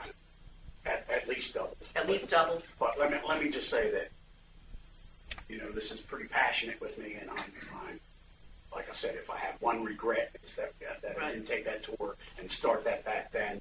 But I would say now that I would give as much time to helping out with this. And as a board member, I'm not into the fluff and all that kind of stuff. They would have exactly what they need to know. And I would give my time and spend as much time as I needed if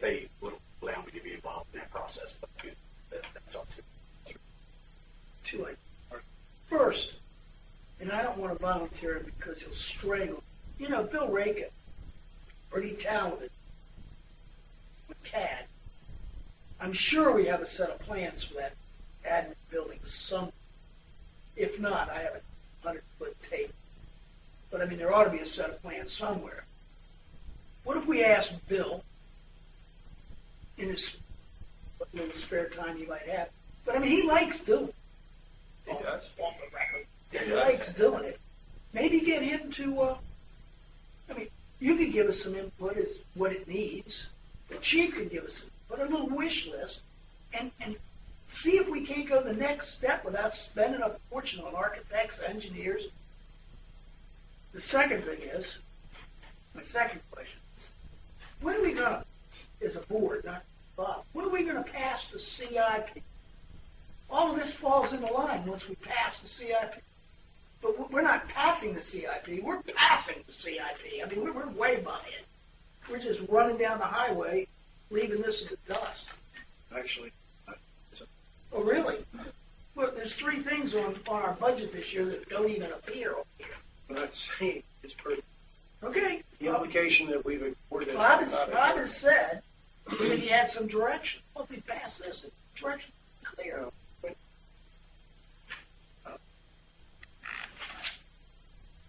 Process of CIP, yes. There were pieces that should have been in the CIP that ended up in this budget. I give you that. I agree. I don't know why they weren't there. They were. Me, the issue is, and this is where I need to understand a little bit more about it. You got a 500 figure in. I understand that doesn't, that we just wrote a check for $500,000. It's a budgetary. You could come in over that. You could come in way under that. Whatever. Just in, where did the 500 come from? Where did that number come from? So that I have a little bit of a comfort level as to where that, from past experience or what? Took a calculation on space costs for our yacht club, space for the community center, and just an average. We took the police department.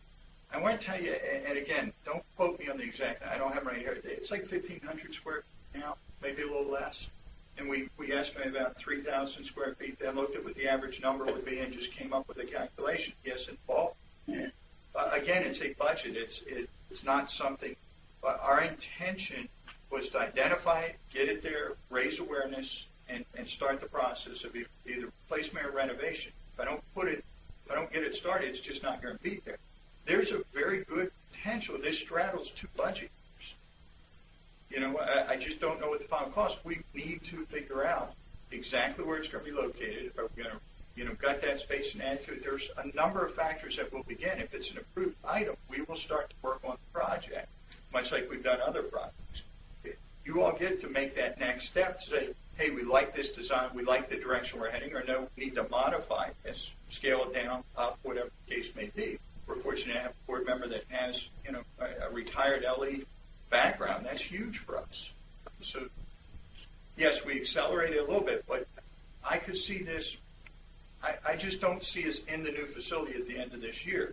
I see it getting close to spring or maybe even the summer of next year by the time we do all our due diligence and all those types of things. So we could straddle 2 financial years very realistically. You've given me a clue. That's exactly what I was asking for. Because I took 500,000 divided by 150 square foot, which is not an uncommon construction number. Every 300 square feet. There's your 3,000. So there's the number. That's what I need to know. How big are we and how much do we have to go? And I'm sure there's very specific requirements to have a police office versus a house. But I'm just guesstimating. That's what we at this did. point. We just took so that's what I wanted to hear. Okay, so if we're talking about 1,000 square feet, that number is realistic. And that's an approximate number. We don't. It might be more, it might be less, but it's realistic. You can also save money. Well, possibly. Possibility. Yeah, I mean, again, we're not limiting ourselves by design or anything yet. What we need to do is get the board to say yes, we agree it's a need, and then we go to the next step. I see it straddling 2 years, unless Bill, you can accelerate that somehow. My question is the admin bill certified? Anything new has to meet the current ADA requirements. We found out the yacht club, anytime you build new, so they're all the factors that go into it. Okay, I'm gonna Okay, put I'm that fine on with the revisit, get the square footage and then the ADA issue. Let's break for lunch. It's raining. We'll come back in a half hour or so. 20 minutes of one, we'll start at 1:30.